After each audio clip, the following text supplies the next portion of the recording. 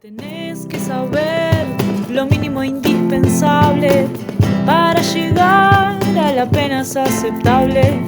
Si querés saber lo mínimo indispensable, escucha apenas aceptable, apenas aceptable.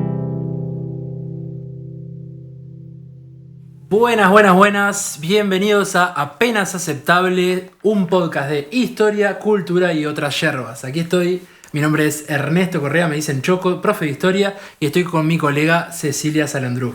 Buenas, ¿cómo están? Bueno, Ceci, dado que este es el primer episodio de, esperemos, una serie de muchos episodios, contanos un poco por qué Apenas Aceptable.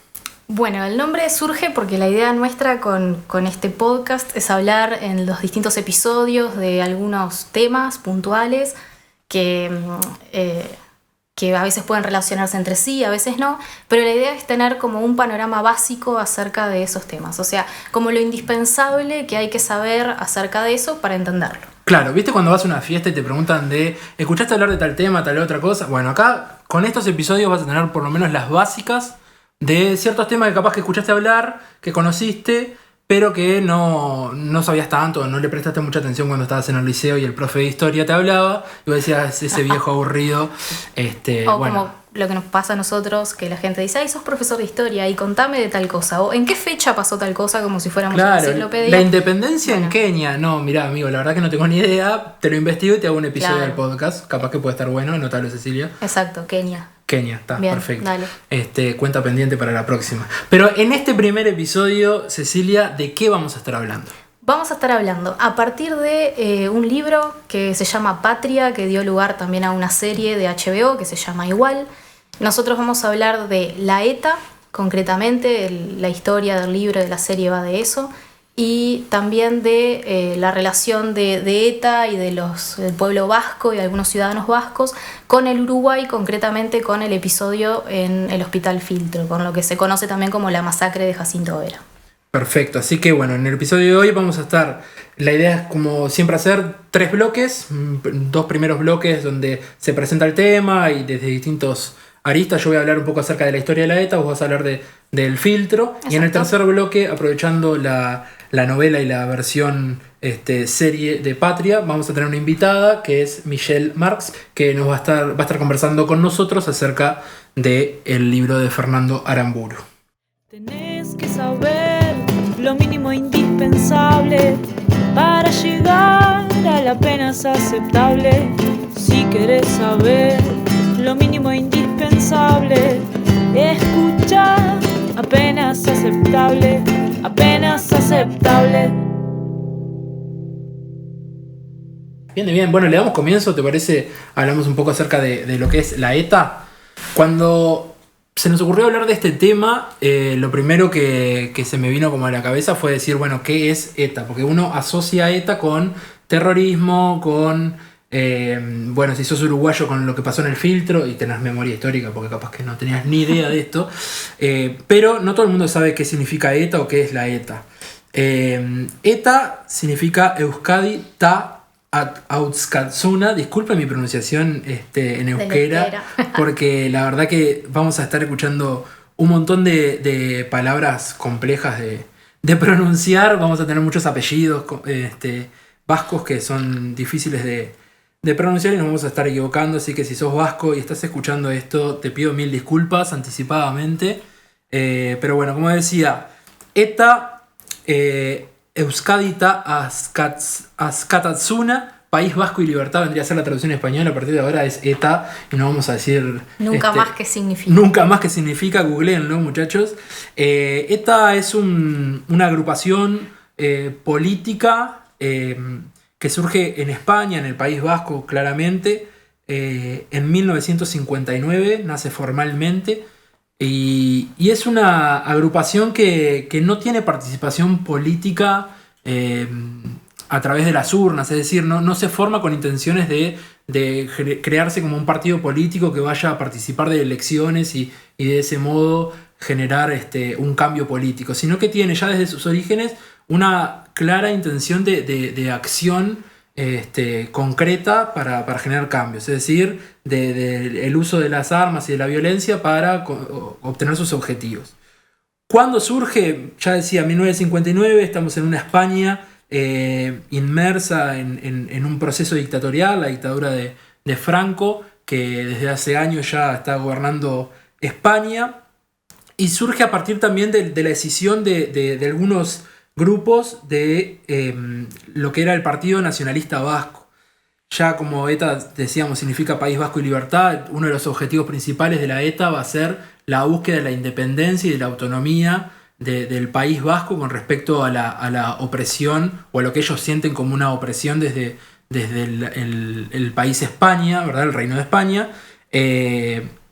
Y la ETA surge como una rama mucho más violenta y radicalizada de los partidos políticos que abogaban o que luchaban por ese cometido del nacionalismo y la independencia. Esta es una lucha que no surge en 1959. Estamos hablando de que el nacionalismo vasco tiene sus raíces mucho antes en el tiempo. En el siglo XIX ya veíamos con las guerras carlistas las intenciones del País Vasco de convertirse en una nación independiente. Sí, o por lo menos de mantener ciertas autonomías que había tenido con los reinados hasta el momento. Y que eso también en el contexto de la dictadura franquista, esas autonomías se pierden. Entonces, ahí tiene sentido hablar de la creación de ese movimiento nacionalista. Exactamente. Y en 1952, un par de años antes de la creación de ETA, dentro del Partido Nacionalista Vasco, se forma el grupo EKIN, o ACER en español, ¿verdad? Ese grupo EKIN juntó, ¿sí? Agrupó a muchos de los jóvenes que posteriormente van a ser los que formen parte de ETA. ¿Y por qué se van del grupo EKIN y del Partido Nacionalista Vasco? Por diferencias ideológicas en la forma de actuación y de cómo llevar adelante su cometido. ¿A qué nos referimos con esto? Los que posteriormente formen ETA en 1959 tienen la convicción de que la lucha debe ser armada y debe ser mucho más confrontativa con las fuerzas represoras del Estado, que es lo que están haciendo en el grupo de EKIN hasta el momento, o en el Partido Nacionalista Vasco. Dentro de los primeros líderes históricos de ETA, los vamos a nombrar simplemente a modo de recordatorio histórico nomás, son José Luis Álvarez Emparanza y Julián Madariaga. Son los primeros líderes históricos. Al principio la ETA está alineada con una línea más radical, con la línea más radical del Partido Nacionalista Vasco, pero se va distanciando cada vez más porque el Partido Nacionalista Vasco va a medida que ETA empiece a actuar, va a tomar distancia cada vez más de las acciones de ETA. Cuando la ETA se funda en 1959, el manifiesto fundacional de la ETA es muy moderado y apuesta a la democracia y a la autodeterminación, aunque menciona también estar dispuestos a colaborar con el gobierno vasco. O sea que en el surgimiento de la ETA está la idea o la intención de colaborar con el gobierno vasco. Ya hablamos de que es una ETA muy alejada de lo que después va a ser la ETA que genere esos atentados por los cuales va a ser recordada más tradicionalmente. Ese manifiesto decía que ellos propugnaban la autodeterminación del destino de nuestra patria en lo político-social, la execración de toda dictadura, la exigencia, por tanto, de los derechos del hombre como ciudadano, derecho de expresión, de credo religioso, de opinión, de enseñanza, de reunión, y como trabajadores, derecho a trabajo, de sindicación, de huelga, de seguridad. En lo humano, el espíritu liberal, la igualdad, el mutuo respeto, la tolerancia.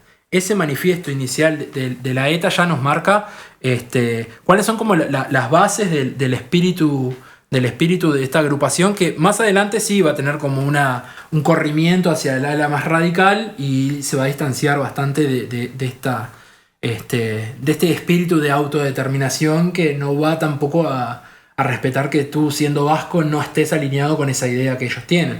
Eso lo vamos a ver más adelante cuando hablemos un poco acerca de la novela y veamos un poco cómo esas... No les quiero spoilear, eso viene en el tercer bloque, pero vamos a ver distintas familias que tienen posiciones distintas. Claro, porque en realidad también está bueno ver que no es solo una cuestión nacionalista, sino que también hay cuestiones ideológicas en los pilares de la ETA. No sé si vas a hablar de eso ahora. Sí, lo voy a hablar un poquito más adelante. En realidad lo que quería como mencionar ahora es, bueno, si la ETA todavía no mata o no está tomando acciones violentas como las que podemos recordar, ¿qué es lo que hacía? Bueno, una de las cosas que hacían, por ejemplo, eran muchas marchas, pintadas, huelgas en las fábricas, vandalismo a monumentos franquistas, especialmente a monumentos militares o algunos edificios identificados con el poder de Franco. Mucha colocación de lo que es conocido, lo que se conoce, se entiende como icurriña, que es la bandera vasca con esas franjas cruzadas verdes, rojas y blancas.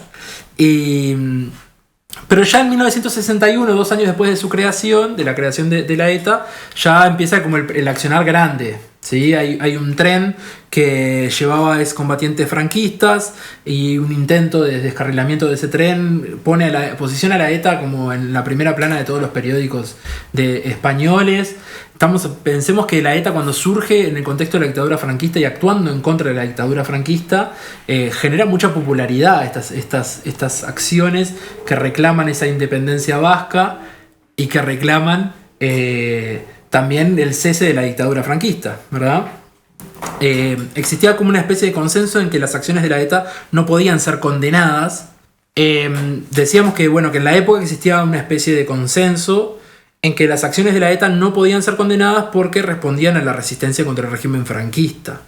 El líder del Partido Nacionalista Vasco, Manuel Irujo, dijo en 1962, o sea, un par de años reciente, de reciente creación de la ETA, dijo: la ETA es un cáncer que si no lo extirpamos a tiempo alcanzará todo nuestro cuerpo político. Es decir, sin embargo, dentro de los partidos vascos, dentro del mundo político vasco, está la conciencia de que las acciones de la ETA se diferencian de lo que la política tradicional quiere promover y marcan su distancia, ¿sí? Ya el considerarlo un cáncer que debe ser extirpado son palabras mayores. No me parece que fuese como muy sutil su opinión. Manuel, nos queda muy claro lo que opinabas de la ETA. Mientras tanto, igual y al mismo tiempo, otros líderes veían a la ETA como hijos pródigos, ¿sí? Exiliados dentro del Partido Nacionalista Vasco, que eventualmente volverían al Partido Nacionalista Vasco una vez se calmaran las aguas de la dictadura, etc. A medida que pasaba el tiempo, la ETA se pronunciaba públicamente cada vez con más claridad a nivel político, asociándose a ideas más vinculadas con lo que es el marxismo que con las que tenía el Partido Nacionalista Vasco, que tenía una línea más liberal. ¿Sí? Si uno tuviese que posicionar al Partido Nacionalista Vasco en algún lugar. Para armar esta sección del podcast, uno de los libros que manejamos fue Breve Historia de Euskadi, de los fueros a nuestros días, de José Luis de la Granja, Santiago de Pablo y Coro Rubio Pobes. Y estos 3 historiadores que trabajan en el País Vasco a nivel universitario dicen: sobre todo a partir de 1964, ETA unió la liberación social con el nacionalismo, considerando a Euskadi como un país tercermundista colonizado por España, para cuya liberación era necesario emprender una lucha guerrillera y revolucionaria. Y este es el momento en el cual está bueno como poner el contexto más allá de lo que ocurría en España puntualmente. España sí está viviendo una dictadura franquista, vivió sus años de guerra civil española, guerra civil, pero pensemos en un siglo XX, una segunda mitad del siglo XX en el cual se están dando a nivel internacional muchos movimientos de liberación nacional, es decir, muchas naciones que habían estado sometidas bajo el poder político de descolonización. Claro, lo que nosotros trabajamos en el liceo con el nombre de descolonización. Exactamente. De Asia y de África sobre todo. Exactamente, y tenemos como algunos ejemplos concretos cercanos, como la guerra de independencia en Argelia, de mucha violencia, la cual servía como de fuente de inspiración para los vascos, de decir, bueno, es posible a través del levantamiento en armas lograr una independencia. Esto no es solo el luchar por que nos reconozcan el derecho a hablar en euskera o que no se pierda nuestra cultura, a tener autonomía, que ya tenían un grado de autonomía bastante amplio, sino el lograr generar la unidad de los pueblos vascos. Ahí preparando el podcast hablábamos de la diferencia entre Euskadi y Euskal Herria, ¿sí? Y hablamos de la búsqueda, por ejemplo, de la ETA de unificar los territorios de lo que es el País Vasco a ambos márgenes de la frontera francesa y española, ¿verdad? Y unir a ese pueblo vasco en forma independiente. Esta consideración, esto de considerarse a sí mismos como una nación tercermundista oprimida por una potencia extranjera, es lo que los envalentona para luchar y para radicalizar aún más como sus propuestas, ¿verdad? Estas definiciones igual no surgen de un día para el otro, no se dan tipo así de la noche a la mañana, sino que se construyen con el tiempo y podemos marcar un punto ahí como de inflexión en la quinta asamblea de la ETA. Esta es capaz que la asamblea más recordada dentro de la historia de la ETA, que ocurre entre 1966 y 1967.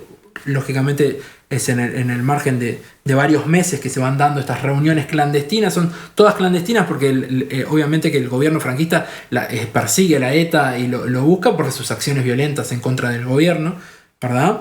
Y en esta quinta asamblea de la ETA se consagra la mezcla de lo que es conocido como una ideología marxista revolucionaria y tercermundista junto al nacionalismo vasco radical. Estos dos son los pilares junto a la acción armada. Vos que me preguntabas, bueno, ¿cuáles son los pilares?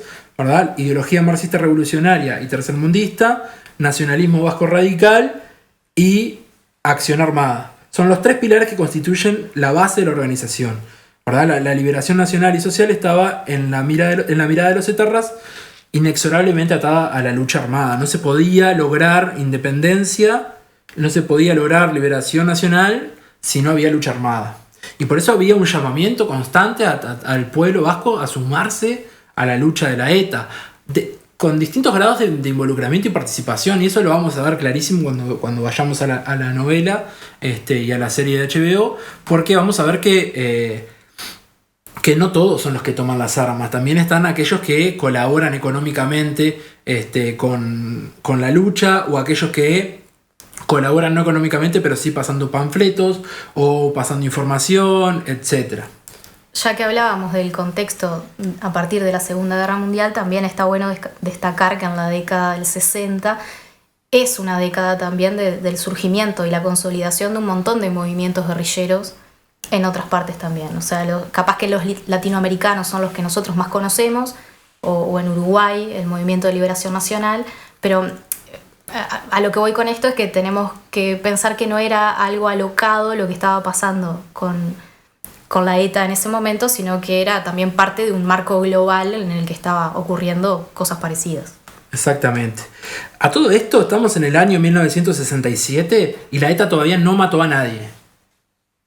Y vale la pena aclararlo porque uno recuerda a la ETA y lo asocia con las muertes y con la lucha contra el régimen franquista. Y eso es cierto porque durante todo este tiempo están luchando contra el régimen franquista, pero no es hasta después de esta quinta asamblea donde confirman la necesidad de la lucha armada y empiezan a organizar los primeros atentados a personalidades políticas.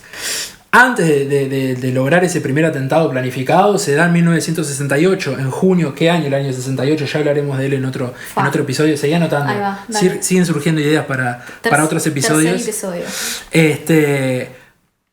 En el año 68, por una cuestión del azar y de forma no planificada, la ETA asesina al guardia civil José Antonio Pardines, el cual se convierte en el primer asesinado de ETA y de ser abatido. Y Xavi Echevarrieta, que es este militante de la ETA que comete ese asesinato, es horas después encontrado por la policía y también es asesinado. Así que se convierte en un mártir de la ETA y en una figura que va a ser reivindicada y recordada como un gran líder de la ETA, aunque es discutible. Hay un podcast de Movistar que se llama La Línea Invisible, que hoy en día también lo transformaron a versión audiovisual y lo convirtieron en una serie, que la recomendamos, que habla de todos estos episodios, de este paso donde se da el paso de ser un grupo armado, activista, a ser un grupo que también asesina, ¿sí? y tiene objetivos políticos. Sin embargo, es en agosto del 68 donde se da el primer asesinato que genera conmoción a nivel nacional importante, que es el del oficial de rango Melitón Manzanas. Melitón era un oficial franquista identificado con el gobierno de Franco, acusado de tortura, era conocido que él era el que daba las órdenes para apresar a distintos militantes de partidos, era una figura detestada por el pueblo vasco. Y bueno, la ETA hace todo un operativo planificado para matarlo, lo terminan matando. Y eso le genera a la ETA también mucha popularidad a nivel nacional, porque el poder enfrentarse en forma armada al gobierno franquista no era algo que se viera todos los días. Y había que tener los cojones para poder enfrentarse, son palabras, porque estamos hablando de España. Claro. Y había que poder enfrentarse también al gobierno franquista con valentía, ¿verdad?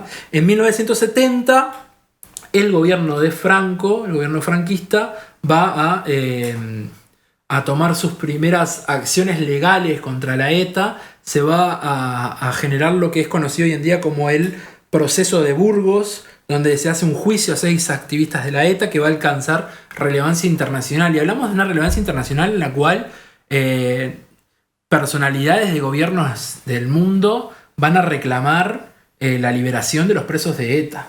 ¿Sí? Estamos hablando desde presidente de Argentina, el Vaticano, vamos a tener a activistas por la paz en todas partes del mundo reclamando que se los libere. Y dentro de España también vamos a tener al pueblo español movilizado por la liberación de estos activistas. En el proceso de Burgos, el gobierno franquista tiene como intención de demostrar su poderío. Si bien estamos a un par de años de que se acabe el régimen franquista y ya la salud de Franco no es la misma que en otras épocas de mayor vitalidad, quieren como demostrar quién es el que manda. Pero la presión es tan grande que no logran que el pueblo español acepte esa condena. Está la intención de condenar a muerte a estos activistas, pero no lo logran. Franco recibe presiones a nivel internacional para indultarlos y lo termina haciendo. O sea que estos 6 activistas que van a tener condena de doble pena de muerte terminan siendo indultados de la pena de muerte y simplemente tienen pena de prisión, que no es cosa menor, pero no es lo mismo que una pena de muerte. Claro. ¿Verdad? Ya para el año 75 y con el régimen franquista terminado, vamos a ver que la ETA, uno diría, bueno, ahora sí, ya la ETA, el franquismo no está más en acción, estamos en democracia, la ETA, bueno, va a tranquilizarse, van a calmar las aguas o va a actuar de otra forma, pero es todo lo contrario. Esta es una etapa en la cual la transición democrática le es como un contexto favorable a la ETA para decir, bueno, si no es ahora, ¿cuándo? ¿Sí? Entonces es una época que es conocida hoy en día como los años de plomo, entre el 78 y el 80, porque son años de recrudecimiento de las acciones de la ETA, de las acciones violentas de la ETA. ¿Sí? Vamos a hablar de que hay entre el 78 y el 80 246 muertos. Y si uno mira como la larga mirada de este proceso de la ETA en general, vamos a encontrar que solamente un 5% de los muertos ocurrieron durante la época franquista. Eso quiere decir que un 95% de los muertos ocurren, ¿sí?, en época de democracia.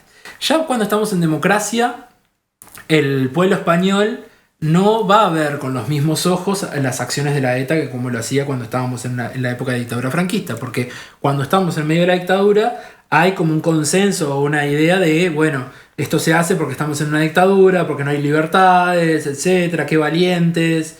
Pero cuando estamos en democracia vamos a encontrar aparte que hay muchos atentados, como el famoso atentado en Barcelona, ¿sí?, que va a tomar la vida de muchos civiles y que no va a generar la muerte de guardias civiles o de personalidades políticas, etc. Igual creo que está bueno en esa etapa no caer en analizarlo con el diario del lunes. Uh-huh. O sea, todas las etapas post-dictadura siempre son muy turbulentas y de reacomodos políticos. Entonces capaz que pensarlo por el lado de pero la ETA se está mandando cualquiera porque mira cómo están matando más gente ahora que está todo en paz, eso es muy relativo, porque en realidad lo de la paz igual que en la postdictadura uruguaya, también hay que relativizarlo y mirar las acciones que seguía teniendo los medios represivos del Estado, ¿no? O sea, como para ponerle un poco de suavizar eso y que no se transforme en una, no sé, en una cuestión moral, ¿no? Lo pongo ahí como entre paréntesis. Sí, sin dudas. Está bien eso que vos decís, me aporta bastante ese comentario, en el sentido también de que hubo mucha discusión interna dentro de la ETA de bueno, cuáles son los pasos a seguir ahora que ya no está el régimen franquista. Y hubo muchos militantes que se alejaron, no formaron más parte de la ETA, y hubo otros que se sumaron, que estaban convencidos de bueno, que es ahora el momento en el cual tenemos que dar ese paso. Y también está la convicción firme de que la lucha no era contra el régimen franquista, la lucha es contra la opresión del Estado español. Y el Estado español cambió de gobierno y de sistema de gobierno, pero no dejó de ser el Estado español oprimiendo al pueblo vasco. Entonces la ETA no tiene razones por las cuales de poner las armas o parar, exactamente. Bueno, durante todos estos años, entonces, la ETA va a seguir actuando, va a recrudecer en sus ataques. Es la época en la cual hay el mayor número de muertos, y eso va a generar también que en la opinión pública española se los vea con malos ojos y que se busque como de todas formas intentar ponerle fin a la ETA y apresar a sus líderes. Vamos a mencionar un episodio en 1992, ¿sí? Donde debido a la colaboración entre el gobierno francés y el gobierno español, se descubre a un grupo amplio de lo que es la cúpula de la ETA en Francia y se los apresa. Eso va a debilitar mucho lo que es la organización de la ETA en esos años, y va a generar que muchos otros escapen y queden exiliados. No son los primeros que se exilian, estoy nombrando la palabra exilio ahora, pero en todo este periodo, aquellos que se sospechaba que los estaban por descubrir o lo que sea, si terminaban huyendo, y muchas veces era a Latinoamérica, a donde huían. Incluso hay algunos personajes dentro de esta novela, Patria, que emigran a México, por ejemplo. Capaz que también está bueno, además de ese hecho del 92, nombrar también el 89, porque ahí hubo un intento de negociación que inició el gobierno español con Felipe González, de charlas con la ETA, de las que la ETA se retira. Entonces, de esa manera, la ETA pierde apoyo internacional también y lo gana el gobierno español. Está bueno eso, verlo en relación a lo que Choco contaba de la década del 60 y del 70, ¿no? Cuando en los 70 específicamente, cuando había sido con el juicio de Burgos, que la opinión internacional estaba del lado de ETA, en este caso va a pasar lo contrario. O sea, todos esos hechos que Choco nombra, del recrudecimiento del uso de las armas, sobre todo en los 80, y también, bueno, en el 89 retirarse de estas negociaciones, donde el gobierno español es el que queda bien parado. Después la captura de la cúpula, de la cual la ETA nunca llega a recuperarse y a reorganizarse como antes.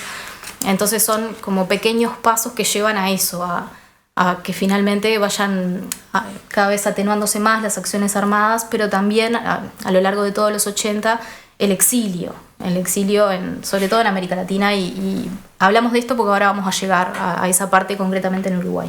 Exactamente.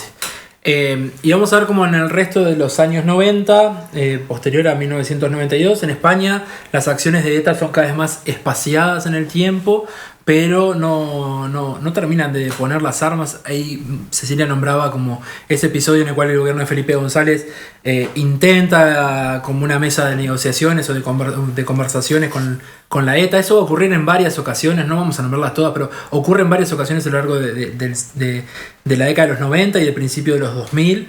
También la ETA hace un cese al fuego, vuelve a las acciones, hay como muchas idas y vueltas en ese sentido. Lo que es cierto es que a medida que pasa el tiempo, la ETA se empieza a ver cada vez más aislada, con menos apoyos internacionales, con menos fuerza también para actuar, con menos liquidez económica también para llevar adelante para bancar a sus correligionarios y a sus activistas. Y bueno, todo eso es un devenir que va a llevar a que en el año 2011 la ETA anuncie públicamente, de forma clandestina, también a cara tapada y en un comunicado, de que deponen las armas y no van a hacer más lucha armada. Y en el 2018 recién, anuncian la disgregación o la disolución de la ETA como organización.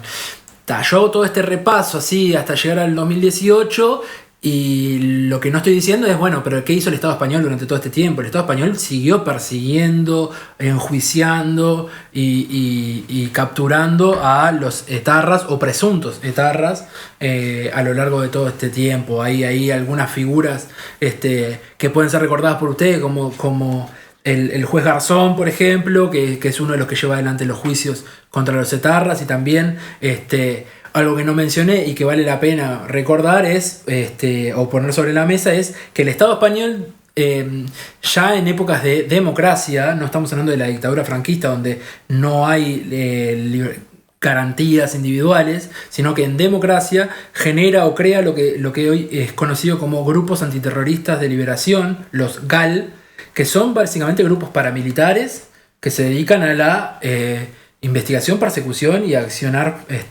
violento contra presuntos etarras o etarras. Con lo cual básicamente están por fuera de la ley, eran clandestinos, eran secretos, y es el Estado español en democracia en los años 90 actuando de esa forma. O sea que tampoco es que la ETA actúa y no hay una contrapartida, sino que hay una guerra sucia que se da a lo largo de todo el siglo, el década del 90, fines de los 90. Ahí va. Bueno, no sé qué te parece si cortamos un segundo y ahora volvemos con qué pasó en Uruguay. Excelente, me parece bárbaro. Tenés que saber lo mínimo indispensable para llegar a la apenas aceptable. Si querés saber lo mínimo indispensable, escuchar apenas aceptable, apenas aceptable. Bueno, en este segundo bloquecito del podcast, de lo que vamos a hablar es de algunos de esos exiliados vascos, presuntos etarras, que llegaron a Uruguay y qué pasó con ellos, concretamente entre los años 1992 y 1994. En 1992, la policía uruguaya captura a 30 personas y en el 94 algunas de esas personas, concretamente 3, son extraditadas. Entonces, todo ese proceso es de lo que vamos a estar hablando ahora. El 15 de mayo del 92, en una operación, la policía apresa a 30 personas. Algunos eran uruguayos, había 4 menores de edad entre ellos, uno de ellos un niño de 6 años. Hago todas estas aclaraciones para contar que en realidad se trata de familias, o sea, de personas que se habían exiliado desde el 88, estaba la mayoría en Uruguay, y habían formado sus familias, tenían un trabajo en Uruguay, ¿sí? La policía registra 7 casas, de hecho, aunque a la mayoría los captura en un restaurante que se llama La Trainera, que era donde varios de ellos trabajaban. 2 días después, la jueza que se hizo cargo de esos detenidos resuelve la prisión para 13 vascos y para 2 uruguayos. Y los cargos son, para los vascos, haber entrado al Uruguay y tener documentos falsos, y para los uruguayos haber facilitado esa documentación. O sea, había un abogado y un escribano, una escribana entre esos uruguayos apresados. Vale la pena como aclarar que es lógico que si tú sos un exiliado, estás entrando ilegalmente desde otro país, escapando de lo que sea, en este caso de un régimen político que capaz que te está persiguiendo, que tengas documentación falsa es lo lógico. Claro. Y es moneda corriente, y le pasó a los uruguayos que se exiliaron en el exterior durante la dictadura también, o sea que... Claro, ese es uno de los argumentos que después se va a manejar para hablar del exilio, del asilo político o de la extradición de esos vascos. En definitiva, esos que fueron apresados, esos 13 vascos, quedan en cárcel central, y a partir de ahí se ponen a jugar un montón de cuestiones legales, tanto en España como en Uruguay. Por el lado de España tiene que resolverse la cuestión de que, si bien el gobierno español había hecho con Sanguinetti en el 89 un acuerdo de vigilancia de esos vascos que habían entrado a Uruguay, en realidad no había librado una orden de búsqueda y de captura internacional. Entonces, si ahora se pretendía extraditar a esas personas, había que hacer todo ese proceso judicial previo. Y en el caso uruguayo, bueno, en definitiva se dejó a 8 de ellos presos porque los cargos que tenían de deportación de documentación falsa, que ese era el cargo, o sea, la culpabilidad para el gobierno uruguayo, digamos, eso es un delito que es escarcelable, se puede pagar una multa, pero en definitiva los cuestionados por esa razón, los culpados por esa razón, no tienen por qué estar en la cárcel. Entonces, en definitiva, de esas 13 personas, 5 son liberadas, quedan 8 presas todavía, esperando qué es lo que pase con el gobierno español, si el gobierno español resuelve la extradición. De hecho, España había pedido a 4 y el juez uruguayo mandó una comunicación preguntando, bueno, ¿y qué pasa con estos otros 4? No sé qué. Entonces, bueno, 8 quedaron en prisión.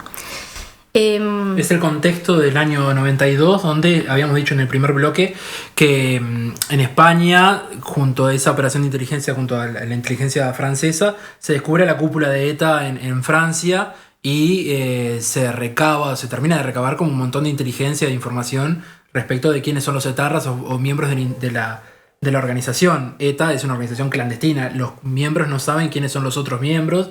Claro. Y la información está compartimentada justamente para que si te atrapan a vos no puedas dar mucha información si te torturan o lo que sea. Y era sabido que en esa época España seguía torturando a los presos políticos. De hecho, bueno, en el 86, como otro dato para saber, bueno, de dónde sale todo esto, o sea, por qué es que en Uruguay en el 92 pasa esto y que Sanguinetti hace ese tratado en el 89. En el 86 la policía española había capturado documentación de la ETA, entonces ahí se habían descubierto un montón de nombres.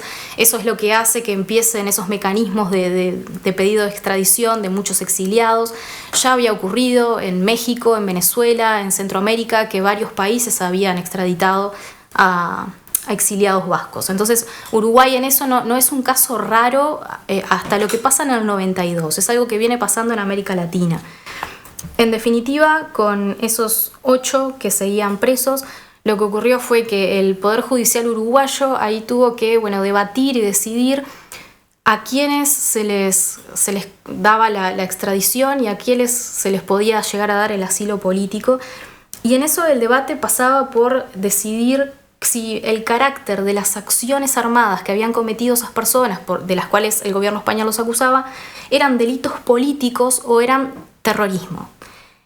Ese debate demoró en definitiva 2 años, o sea, todo ese proceso judicial.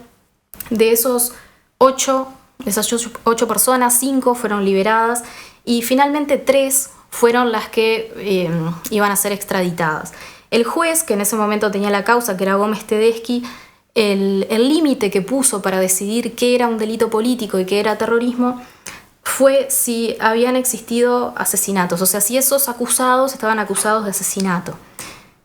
¿Por qué eso? Porque el delito político no es extraditable y los delitos por terrorismo sí son extraditables.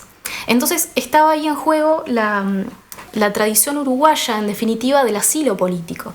O sea, Uruguay, desde que existe como país, ha asilado a un montón de gente de muchos países y es una tradición de la que hasta cierto punto el Uruguay se enorgullece y también eso lo vamos a hablar en un ratito, pero hay que tener en cuenta también el contexto. Estamos hablando del 92, este proceso termina en el 94, hacía 7, 8, 9 años que había terminado la dictadura, muchos uruguayos se habían ido al exilio, o sea que también en la mente de la gente en esa época estaba la cuestión de la solidaridad con el exiliado. Pero sigamos con lo otro. Esos 3 que finalmente quedaron presos a la espera de la extradición fueron Lizarralde, Goitia e Ibáñez. Todo ese proceso judicial que duró 2 años se terminó precipitando en el 94, cuando ya la extradición era inminente. Entonces, a principios de agosto del 94, esos 3 ciudadanos vascos empezaron una huelga de hambre, que después también fue una huelga de líquidos. Sí, lo que se llama huelga de hambre seca, que es cuando uno no consume líquidos y eso lo que hace es acelerar el proceso de deterioro de los órganos internos. Con el fin de monitorear la salud, se los traslada al filtro, y eso es el 19 de agosto. A partir de ahí, durante 5 días, el 24 había sido marcado como el día en que se los iba a trasladar al aeropuerto para que finalmente fueran extraditados. Esos 5 días fueron capaz que atípicos, porque muchísimas personas acompañaron alrededor del hospital a esos ciudadanos vascos que estaban ahí internados. El llamado a esa concentración alrededor del filtro fue por parte de organizaciones sociales, en principio, pero también de organizaciones sindicales y también de organizaciones políticas. Por ejemplo, el PIT-CNT convocó una concentración con un paro general para el mismo 24, fecha en la que se los iba a trasladar. El Frente Amplio también convoca una marcha que salía de la Plaza del Entrevero, si no recuerdo mal, sí, hasta el filtro. También, hubo 52 parlamentarios que pidieron el asilo político, y a través de algunas radios, sobre todo de dos, de la CX36, una radio de izquierda, y la CX44, que la radio panamericana, que además era del MLN, hacían un llamado continuo a la población a acompañar a los vascos. La consigna en realidad era reclamar el asilo político para estas personas y oponerse a la extradición. Bueno, vos nombrabas, Ceci, algunos políticos que se manifestaron públicamente a favor o en contra de esta situación. Decíamos que el Frente Amplio convocaba esa marcha en la Plaza del Entrevero y a lo largo de la Avenida Graciada para una gran demostración en defensa de la vida y el derecho de asilo. Ese era como el eslogan, la consigna de la convocatoria.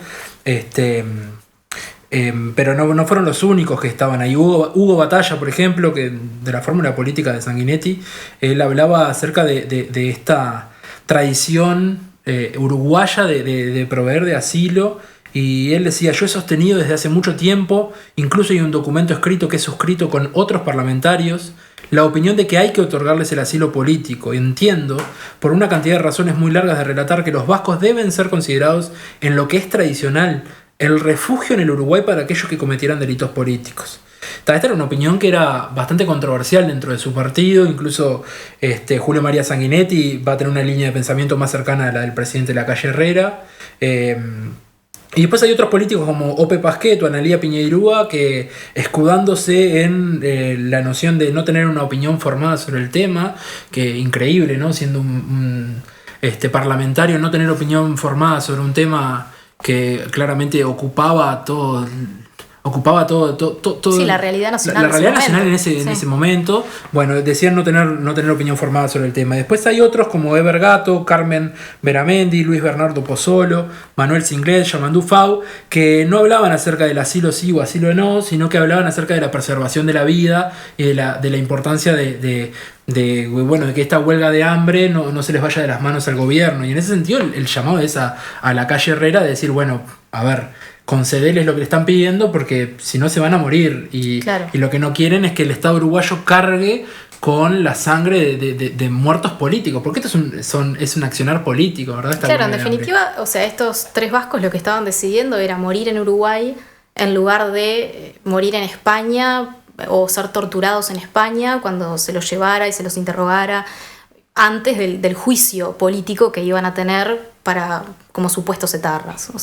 Era sabido en ese momento que el gobierno español en las cárceles torturaba, antes de las cárceles, torturaba para sacar más información y para intentar eliminar definitivamente a la ETA. Sí, a ver, estamos hablando de que organizaciones como Amnistía Internacional o las Naciones Unidas, en ellas había denuncias contra el Estado español. No es que era Vox Populi pero no hay pruebas. O sea que había denuncias, había numerosos testimonios respecto de esta situación. Y es el gobierno, estamos en la época 1992, gobierno de Felipe González, que es el que crea estos grupos antiterroristas de liberación, que son los que van a usar la violencia en forma ilegal contra los grupos armados. Incluso en América Latina. En Uruguay, un par de años antes de que esto ocurriera, en el 89, a una pareja de vascos que se habían establecido en Sangrilá se los apresa, un grupo español, sí, pero obviamente con la connivencia de la policía uruguaya, se los apresa, se los tortura para conseguir información acerca de quiénes son los que están en Uruguay, qué otros se han exiliado,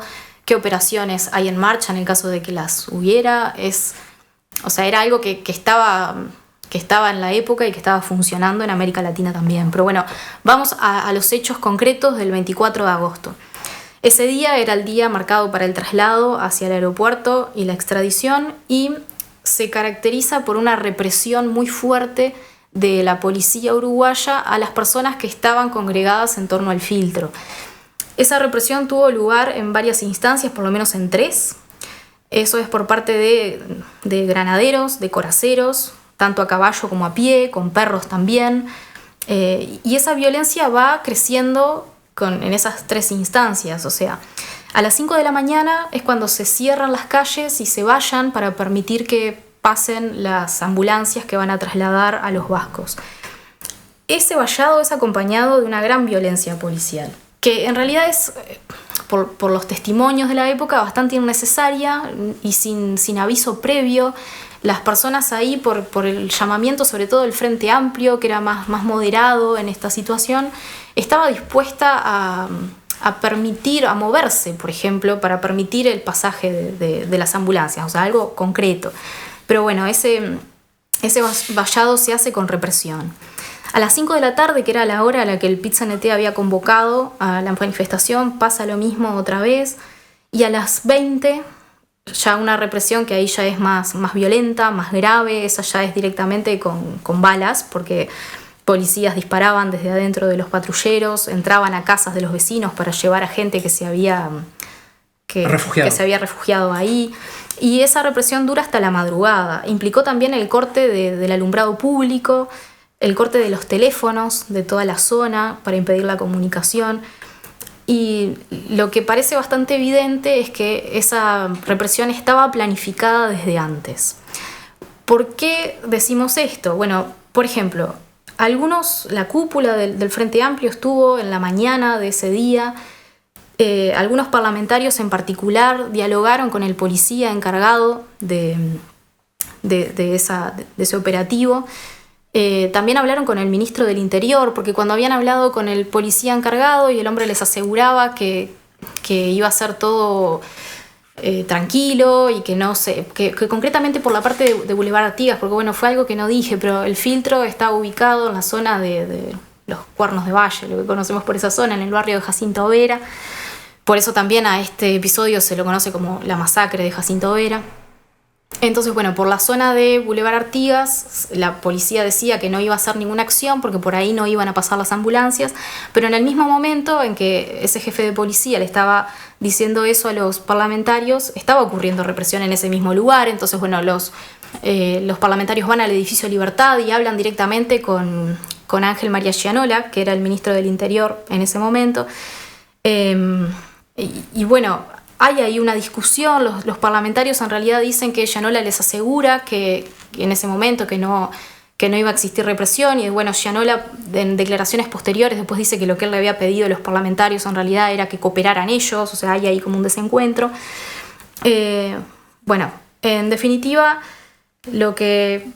otra cosa que también se da para pensar que todo eso estaba planificado es que en varios hospitales públicos se había dado la orden de dejar camas libres en los CTI en la mañana, o sea, como sabiendo ya que algo iba a pasar. Pero bueno, el saldo de esto es el asesinato de uno de los manifestantes que estaba ahí, Fernando Morroni, que lo mataron de 7 disparos de la misma arma y que por las pericias se sabe que tuvo que ser disparada a menos de 2 metros de distancia. Hay otro asesinado que se reivindica hasta el día de hoy como asesinado en las mismas circunstancias. Si bien en la época y el relato de la policía es que fue un crimen pasional, porque fue en la madrugada y apareció en la calle apuñalado, se lo sacó de su casa. Entonces por eso no se lo vincula específicamente con estos hechos, aunque militantes que estaban con él lo que decían era que Facal, estamos hablando de él, era uno de los que estaba documentando con una cámara de fotos la represión y qué era lo que había pasado ese día. Entonces, como esa cámara no apareció cuando apareció asesinado Facal, bueno, se supone que también es un asesinado por este asunto. Además de eso, hubo 36 heridos de bala, incluido algunos vecinos y también personal de la salud que estaba socorriendo a los que estaban ahí lastimados, que también fueron, que les dispararon también. A uno de ellos, un enfermero por la espalda, por ejemplo. con respecto a esto, bueno, vamos a escuchar ahora un clip de un audio del momento, de cosas que decían los vecinos, las personas que estaban ahí alrededor, y después vamos a hablar de las declaraciones que hizo Gianola, el ministro del Interior. A las 5 de la tarde del miércoles 24, granaderos a caballo atropellaron, sable en mano, golpeando a la multitud que no tenía cómo defenderse. Pisotearon con sus caballos a los caídos, la gente corría buscando refugio. Sablazos.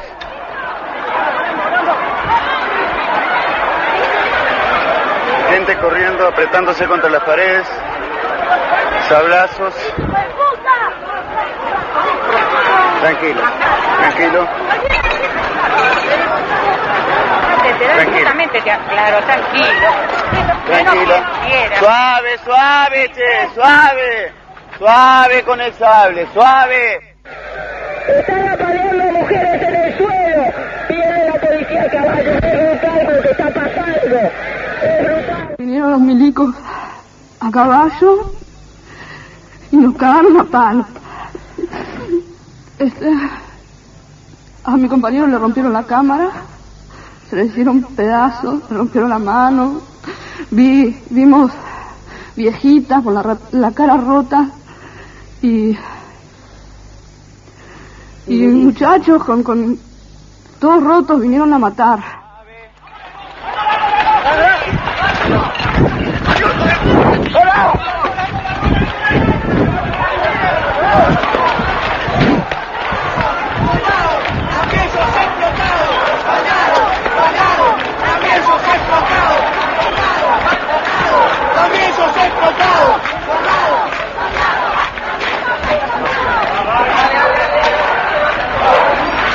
¡Hijo de puta! Si a mí si me mandan a paliar a un hermano no lo hago.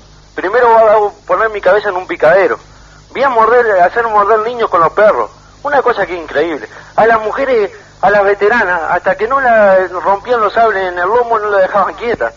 Algo increíble, esto no. Bueno, y el ministro del Interior, Gianola, declaró en una conferencia de prensa posterior que, por ejemplo, a las 5 de la mañana, cuando se vallaron las cercanías, la policía quiso persuadir de correrse a las personas que estaban ahí, y que algunos más radicales que actuaron con una actitud irreverente, me encantó eso de la actitud irreverente, bueno, que esos que eran más radicales, que eran fuerzas hostiles, sí, ahí la policía tuvo que defenderse. Cuando en realidad lo que cuentan los que estaban ahí fue que directamente los atacaron a palazos por la espalda sin previo aviso. Bueno, también Gianola habla de agitadores infiltrados. En un momento una periodista le pregunta que por qué la policía actúa así, si ahí había niños, si había mujeres grandes, veteranas, creo que dice la periodista en un momento, y Gianola dice, bueno, que la gente vio concentración ahí y fue a mirar ahí como si fuera un espectáculo de circo, y que la policía no puede estar reflexionando en esa situación de que haya niños o no niños, ¿qué hacían los niños y las mujeres ahí? Bueno.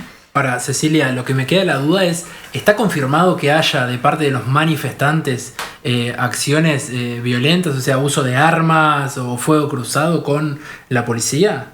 O sea, uno podría decir, está justificado con un entrecomillado gigantesco, ¿no? Pero la acción de la policía, porque vieron manifestantes, no sé, armados a punto de asaltar el hospital. En los hechos, en lo documentado, no. De lo que se habla de los testimonios de la gente que estaba ahí es que la gente se defendía con lo que tenía a mano para tirar. Ahora, de cómo se armaron esos hechos previamente, hablamos ahora en un ratito. Perfecto. Porque, bueno, están ahí las ideas de que había un ómnibus lleno de bombas Molotov y Miguelitos, y bueno, ahora te cuento sobre eso. Bien. Bueno, en definitiva, estos son los hechos concretos del 92 y del 94. Ahora, lo que me parece que está bueno conversar es cuál era el contexto uruguayo, porque bueno, el español ya hablamos un poco, pero cuál era el contexto de esos principios de los años 90 en Uruguay. Con respecto a lo de España, nada más recordar lo que dijo Choco recién, de que en el 92 la policía francesa había capturado a 3 miembros de la cúpula de ETA en Bidart, que eso también estaba en el contexto de, en el 92, los Juegos Olímpicos de Barcelona y una gran exposición en Sevilla, o sea que también... Claro, está la necesidad de que haya paz, claro, y que no hubiese atentados, y bueno, la ETA era muy de generar atentados en grandes eventos, entonces, bueno, se aceleraron los procesos Claro. de búsqueda y captura. Después, en el caso uruguayo, bueno, hay que recordar que tanto hablemos del 92 o del 94, bueno, 7, 9 años antes había terminado la dictadura en Uruguay y esos años de postdictadura se habían caracterizado por una represión muy dura, o sea que hay que tener eso en mente también, cuál solía ser el accionar de la policía. Por otro lado, algo que ya nombramos, que para muchos uruguayos que habían sido perseguidos durante la dictadura, el exilio había significado salvarse. Entonces, y muchos de ellos también habían llegado a esos otros países con documentación falsa. Entonces, bueno, tiene sentido pensar en que eso generó una solidaridad con esos exiliados vascos. Además de que no estamos hablando de gente, yo que sé, de Bielorrusia, sino de vascos. Y nuestra sociedad se formó a partir de españoles y también de vascos. Entonces, Bruno Mauricio de Zavala, primer vasco que llega, funda Montevideo. O sea, imagínate eso. por ejemplo. Te tiro ese dato. Claro. Te maté con esa, ¿eh? Y la isla del Vizcaíno. ¿Por qué se ejemplo. llama Isla del Y sí, Vizcaíno? Bueno, exactamente. entonces, mucha de la gente que estaba ahí manifestándose también, acompañando, yo no sé si manifestándose, pero bueno, acompañando, pidiendo por el asilo político, era gente que tenía también raíz vasca, ¿se entiende? ¿No? A lo que me parece que tenemos que tener claro es que no eran militantes, sobre todo porque lo que vamos a hablar ahora, no eran militantes políticos o militantes sindicales solamente, era una cuestión también de sensibilidad de la sociedad en general. Por otro lado, Sanguinetti había acordado en el 89 con el gobierno español hacer un seguimiento de los vascos que habían entrado a Uruguay con documentación falsa. Concretamente, estos 3 ciudadanos que se extraditan en el 94 estaban acá desde el 88. O sea, forma parte también de ese proceso que recién nos nombraba Choco, del exilio, ¿sí? en Latinoamérica en general. Y bueno, otra cosa que capaz que para nuestros días es algo difícil de entender, ¿no? Lo de tanta represión, o lo de por qué el terrorismo, porque bueno, eso es un concepto que empieza a surgir también en la época, porque bueno, es algo que se discutió jurídicamente, ¿no? Entre el 92 y el 94, de si son delitos políticos o son terroristas.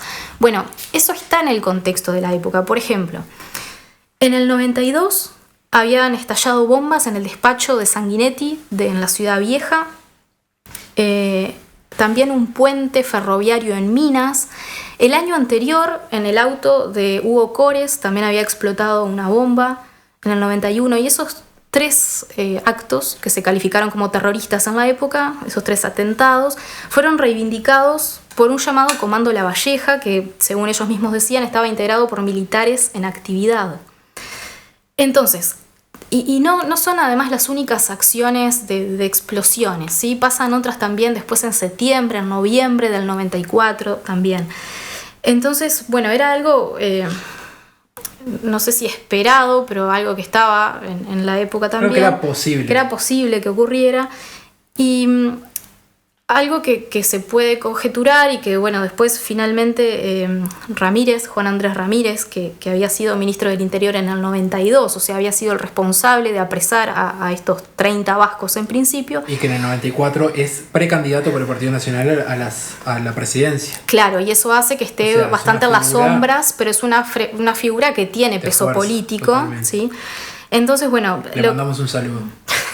Lo que se puede pensar en esa época es que esto de apresar a estos vascos en el 92, al mismo tiempo que estallan estas bombas y que se sabe de esos militares en actividad que forman parte de un comando, puede ser como no sé si una tapadera, pero bueno, un chivo expiatorio de eso que está pasando para que no se investigue demasiado la interna militar, en definitiva. Bueno, después Ramírez lo que dice es que sí, que era lógico, como justificando el apresamiento, ¿no? En el 92, de que era lógico en ese contexto que si esos eran terroristas vascos y estaban ocurriendo acciones terroristas, se apresara a esos terroristas, ¿entiendes? O sea, sin que haya en realidad, por lo menos explícitamente, una conexión directa, pero bueno, terrorismo es igual apresar. No, y también mostrar un poco la fuerza del Estado, de decir, bueno, logramos apresar a posibles terroristas, te la pensás 2 veces antes de actuar. Aunque bueno, estos eran el cocinero de la trainera y su familia. Pero aparte de eso, hay que también tener en cuenta que Lacalle había firmado un tratado de cooperación con España que implicaba para Uruguay el envío de unas 200 ambulancias, también de patrulleros que finalmente llegaron, también préstamos que se iban a usar en locales de salud, del Ministerio de Defensa. Esos préstamos ascendían a $2.000 millones, un montón de guita en la época, bueno, en cualquier época, pero en esa época también.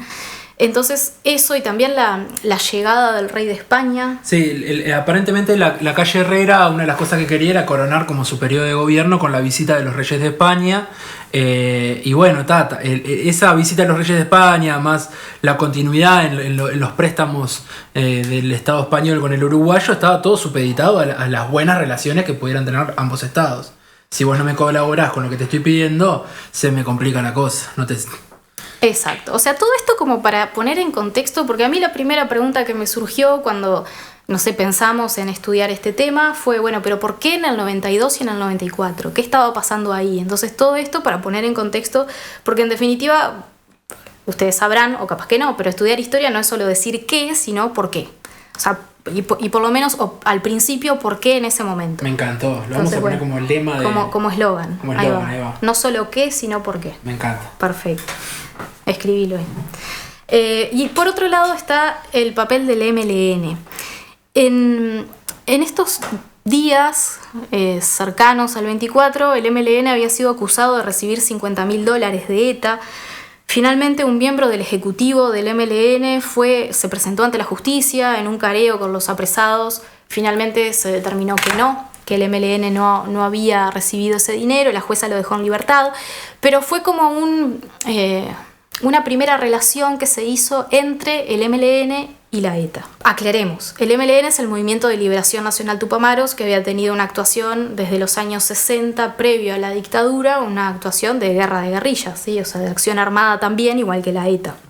Pero que en los años 90, ya entrado en democracia, no, por lo menos no públicamente apoyaba ninguna acción de guerra de guerrillas.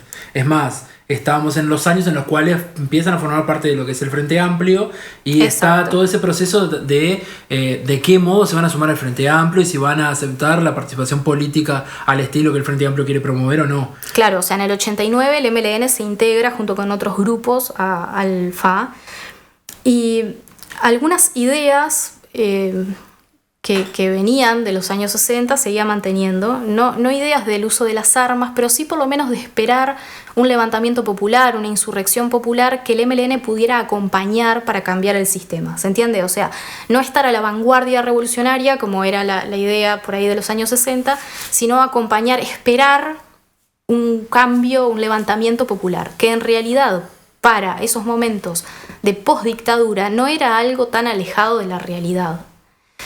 Las manifestaciones sociales y la represión, las racias, era moneda corriente, por lo menos en los primeros 5 años con el gobierno de Sanguinetti. O sea que para el 92, por ejemplo, no era algo alocado que pudiera pasar.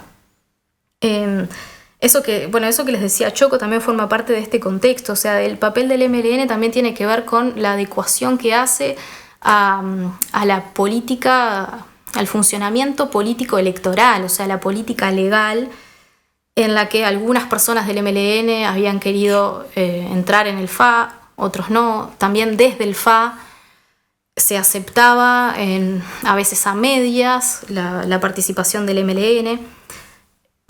También hay que tener en cuenta que, bueno, en esa época el FA se separa, el Partido Demócrata Cristiano y la 99 de Hugo Batalla se van del Frente Amplio. Entonces había perdido caudal electoral, por lo tanto, tener a esa izquierda más radicalizada, pero civilizada o domesticada dentro de sus filas, le podía dar cierta seguridad al Frente Amplio de más votos, no necesariamente de los militantes de ese sector, sino de que otras personas se animaran a votar a la izquierda porque la izquierda aseguraba que ya no existía la violencia.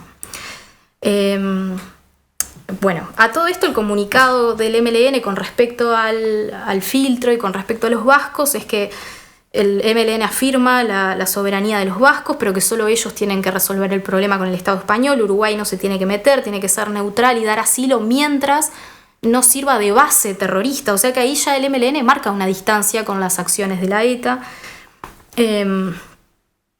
bueno, también hay que tener en cuenta que a la interna del FA se estaban dando cuestiones importantes, o sea, debatiendo y procesando temas del momento. Por ejemplo, en el 91 cae el socialismo real, entonces hay un reacomodo de las izquierdas en general en el mundo, y bueno, al FA le pasa lo mismo, de pensar en torno a sus cuestiones de teoría y práctica, de qué es la democracia, qué es el socialismo, qué es el antiimperialismo, qué es la revolución.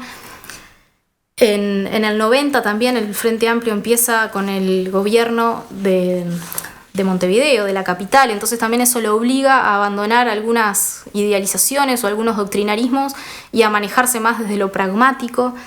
Entonces, bueno, en todo ese contexto es que suceden estos hechos, y eso hace que el FA, por ejemplo, condene la violencia de ambos lados en los hechos del filtro.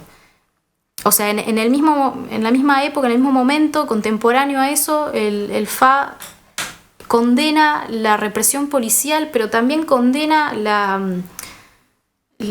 violencia de los manifestantes. Entonces, en realidad, eso nos hace pensar que en cómo se habían dispuesto las fichas sobre el tablero, había por detrás un conocimiento de que algo iba a pasar. De hecho, hay un testimonio de un periodista, que el tipo termina de trabajar a las 5 de la tarde y se va, y los policías que están en la valla le dicen, no te vayas, que esta noche nos enfrentamos a los tupas.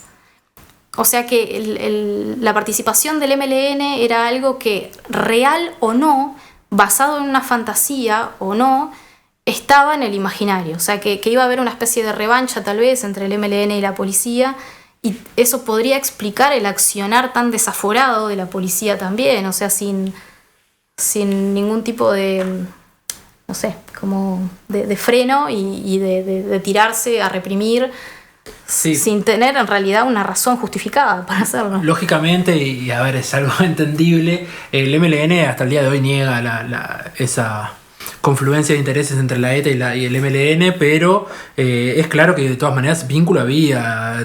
Tanto Mujica Cordano como el Eleuterio Fernández Huidobro sacan declaraciones en nombre del MLN en aquel momento en apoyo a la situación de los vascos y en contra del exilio, pero bueno, también leíamos a Jorge Zabalza, alguien que abandona después el MLN, hablando de que sí, de que el MLN recibía dinero y de que... Claro, y eso que les decía hace un rato, de que había un ómnibus lleno de bombas molotov y miguelitos, y una cantidad de jóvenes como para un bautismo de fuego en ese momento del filtro, que bueno, hay que tener en cuenta quién lo dice y en qué contexto lo dice, porque eso aparece en una entrevista que le hace Federico Leitch, del que ya sabemos en realidad su filiación política. Ese libro sale en el 2007, 2 años después de que el Frente Amplio acceda al poder. O sea que también tenemos que tener en cuenta ahí las motivaciones de Zabalza para estar diciendo eso en ese momento, ¿no? De cuál es la coyuntura con el Frente Amplio y lo que él piensa del Frente Amplio. No habla, a lo que me refiero es que no habla en nombre del MLN. No, y es un partido y un sector al cual ya no pertenece cuando lo dice. Claro. Lo cual no le quita mérito, pero sí es como poner en su justa medida el quién lo dice y cuándo y por qué. O sea, toda fuente y todo testimonio hay que tener en cuenta eso, ¿verdad? Cuando uno analiza una fuente histórica, ya sea un testimonio, un documento escrito, uno tiene que poner el contexto de quién lo escribió, por qué objetivo tenía, cuando decía lo que dice, etc. Bueno, más allá de hablar de quiénes hicieron el llamado, cuáles eran las razones reales o imaginarias de lo que iba a pasar y de lo que finalmente pasó ahí, en los hechos, a las 10 y algo, las ambulancias entran al filtro y los ciudadanos vascos son llevados hacia el aeropuerto, que es desde donde despega el avión antes de las 12 de la noche, así que finalmente son extraditados. Choco les va a contar qué fue de ellos después. Bien, bueno, Luis María Lizarralde Izaguirre, luego de la extradición y de su proceso judicial, quedó preso en España, en la cárcel de Madrid. Por él se pidieron 80 años de prisión, pero la sentencia final fue de 40 años de reclusión. José María Goitia Unzurrunzaga, luego de su extradición y proceso judicial, recibió una sentencia de 15 años. Al cabo de unos años antes, esta se redujo y desde el año 2000 goza de la libertad. Y luego Miguel Ibáñez Oteiza, luego de la extradición y su proceso, quedó libre. El Poder Judicial español le pidió las disculpas del caso, increíble. Le devolvieron el pasaporte y regresó a Uruguay. Quienes lo habían acusado se desdijeron, aclarando que ellos, apremiados por las torturas, acusaban a gente que no estaba en España. Como la captura de 1992 y los sucesos del filtro hicieron que la trainera cerrara sus puertas, al regreso de España, junto con su compañera, se dedicó a trabajar en la gastronomía, pero en el sistema de delivery, atendiendo eventos de casas particulares. Así que bueno, eso fue un poco lo que fue de estos tres vascos. Esta información que les contaba ahora al final lo sacamos del libro de Julio César Parisi, ¿Qué fue de ellos? El enigma de los etarras en el Uruguay.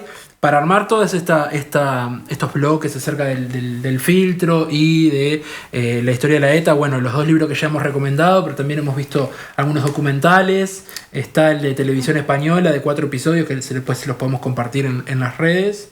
Hay uno de Canal 10, conducido por María Inés Ovaldía. Hay testimonios. Con muchos testimonios. Ese está bastante completo en ese sentido. Hay también testimonios de lo que fue el último programa cuando cerró CX44, que hicieron un programa especial, porque bueno, la radio es cerrada a raíz de los hechos del filtro. Para eso también les dejamos el link. Y bueno, en realidad hay mucha información de prensa también acerca de este hecho. No hay tanta bibliografía, no hay uruguaya, por lo menos no que nosotros conozcamos. Y en realidad es eso que algo que también queremos aclarar, que bueno, con respecto al nombre de este podcast, Apenas Aceptable, nosotros lo que le estamos contando es lo que conseguimos y sintetizamos, pero en realidad son cosas que más o menos están a la mano de todo el mundo, y obviamente hay cosas que nos van a faltar. Hay muchas discusiones para dar en torno a esto. Hay cosas que omitimos a propósito porque el tiempo es tirano en los podcasts, dicen. No, podríamos haber hecho un episodio de 4 horas, pero no es la idea tampoco. Justamente es tener un acercamiento al tema. Así que si les interesa, bueno, eso, googleen. Pueden seguir profundizando. Gente, simplemente para aclarar que 2 de las principales fuentes de esta parte fueron un libro que se llama El Filtro, Memoria de los Refugiados Vascos en Uruguay, de John Mintegiaga, es del 2009, y después una tesis de un doctor en ciencia política que se llama Violencia Política en el Uruguay Democrático, 1985-2005, aproximación al estudio de los partidos políticos, que es de Carlos Fedele y es del 2007. Hay otras fuentes que tuvimos en cuenta, pero bueno, eso les dejamos los links. Todo es googleable. Tenés que saber lo mínimo indispensable para llegar a la apenas aceptable. Si querés saber lo mínimo indispensable, escuchar Apenas Aceptable, Apenas Aceptable. Bueno, vamos a darle comienzo al tercer bloque de este episodio del podcast con una invitada. Ya habíamos dicho que teníamos una invitada sorpresa. En este caso tenemos a Michelle Marx, amiga de la casa, licenciada en Humanidades, que nos va a venir a hablar un poquito acerca de la novela, ya la hemos nombrado, la novela de Fernando Aramburu, Patria, del 2016. Y también vamos a hablar de su versión audiovisual, porque HBO sacó una versión audiovisual el año pasado, en 2020, que también causó mucho revuelo en España y a nivel internacional, porque bueno, siempre que HBO saca una serie llega a otros lados que la literatura a veces no llega. Entonces, esta novela que habla mucho sobre la ETA nos sirve como de pie para conversar con Michelle. Bienvenida, Michelle. Muchas gracias. Me encantó que me invitaran, que pensaran que me podía interesar y que podíamos compartir sobre la novela y sobre la serie que tampoco me empujaron también a mirarla. Ahí está. Bueno, y algo que me olvidé de mencionar es que Michelle forma parte de un podcast amigo que es Los Mismos de Siempre, donde hablan de cine y van más allá de simplemente analizar una película, sino que vinculan con otras temáticas como el proceso creativo o el teatro dentro de el cine. Entonces, nada, la invitación también a que vayan a escucharlos a Los Mismos de Siempre en sus plataformas amigas. Así que bueno, contame un poco, Michelle, acerca de la novela de Fernando Aramburu. ¿Cuándo la leíste? ¿Qué te pareció? Si no me equivoco, la leí enseguida que salió. Me llamó mucho la atención cómo se publicitó, es decir, cómo se presentaba como producto literario. Me interesaba el tema también, entonces me la jugué, aunque a veces, o sea, a mí me pasa eso con las novelas históricas, o mal llamadas o bien llamadas, como quieran, novelas históricas que o me llaman la atención y me enloquezco, la quiero tener ya y la quiero leer, o me genera como un poco de rechazo y espero a ver qué pase, si es una moda o si apareció por... Así en la vida me he llevado como gratas sorpresas y también algunos tropezones. Algunas decepciones. Sí, en mi caso yo la leí recién en 2019, era un título que me llamaba mucho la atención cada vez que pasaba ahí frente a las librerías y veía el título Patria, llama mucho la atención y tiene una portada con ese paraguas rojo que deben haber visto en nuestras redes sociales, que lo usamos como ícono, que llama la atención y que te genera como una cierta atracción. Si vos sos amante de los libros y de la literatura, no es una portada que te pase desapercibida, claro. Exactamente. Sí, las tapas a veces venden muy bien y es cierto, se volvió como un ícono de ver en vidrieras ese paraguas rojo.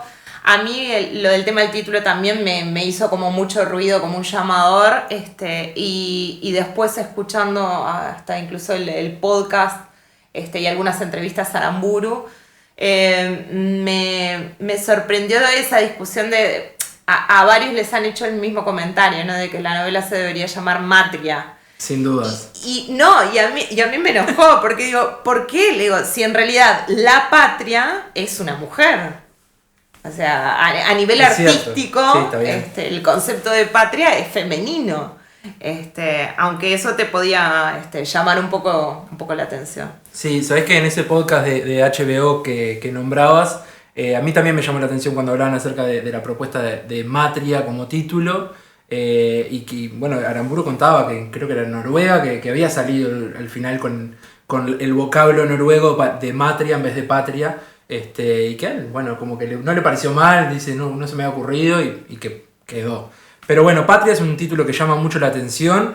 Esta es una historia de dos familias que se ven atravesadas por todo este conflicto de la ETA. Tenemos personajes que son parte de la organización y tenemos también del otro lado a personajes que son víctimas de los ataques de la ETA.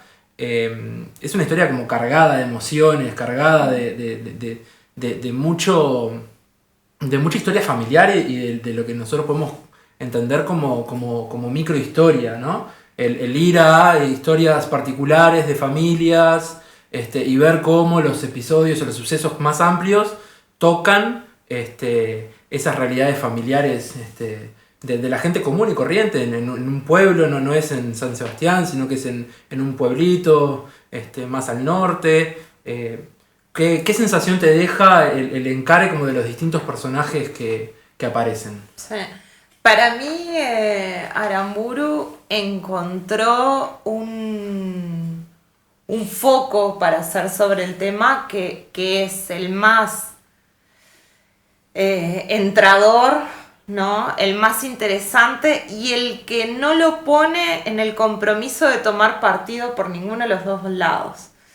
Él plantea la fractura, él plantea que son dos lugares difíciles, dos posiciones difíciles. Y sin embargo, al llevarlo a eso, a la persona común, a la persona diaria de la calle, que tiene su familia, su trabajo, sus hijos, hace que no te permita entrar en la discusión política. Si bien la discusión política está, porque es el trasfondo, si bien la discusión histórica está, porque es el trasfondo, o el contexto que se le da, y que por supuesto está basada en hechos reales, no concretos, sino demasiadas historias de distintas personas. Igual algunos episodios históricos concretos, como lo que sucede en Barcelona, aparecen en la novela. No son el centro, porque en realidad se elige contar otras escaramuzas con un autobús o las pintadas. Ya lo hablamos en la primera parte, ¿no? El poner icurriñas en todo el pueblo, o el marcar con pintadas a ciertas personas. Pero de todas maneras, algún episodio histórico reconocible aparece. Sí.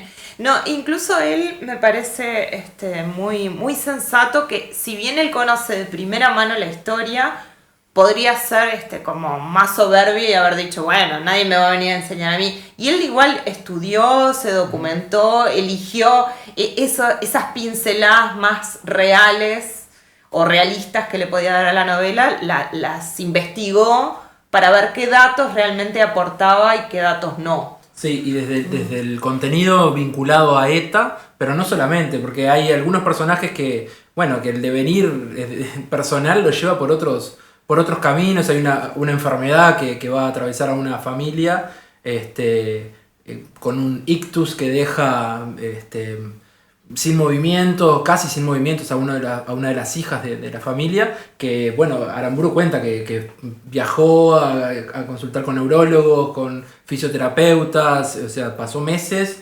decía, con mi cuadernito anotando y viendo cómo poder construir ese personaje.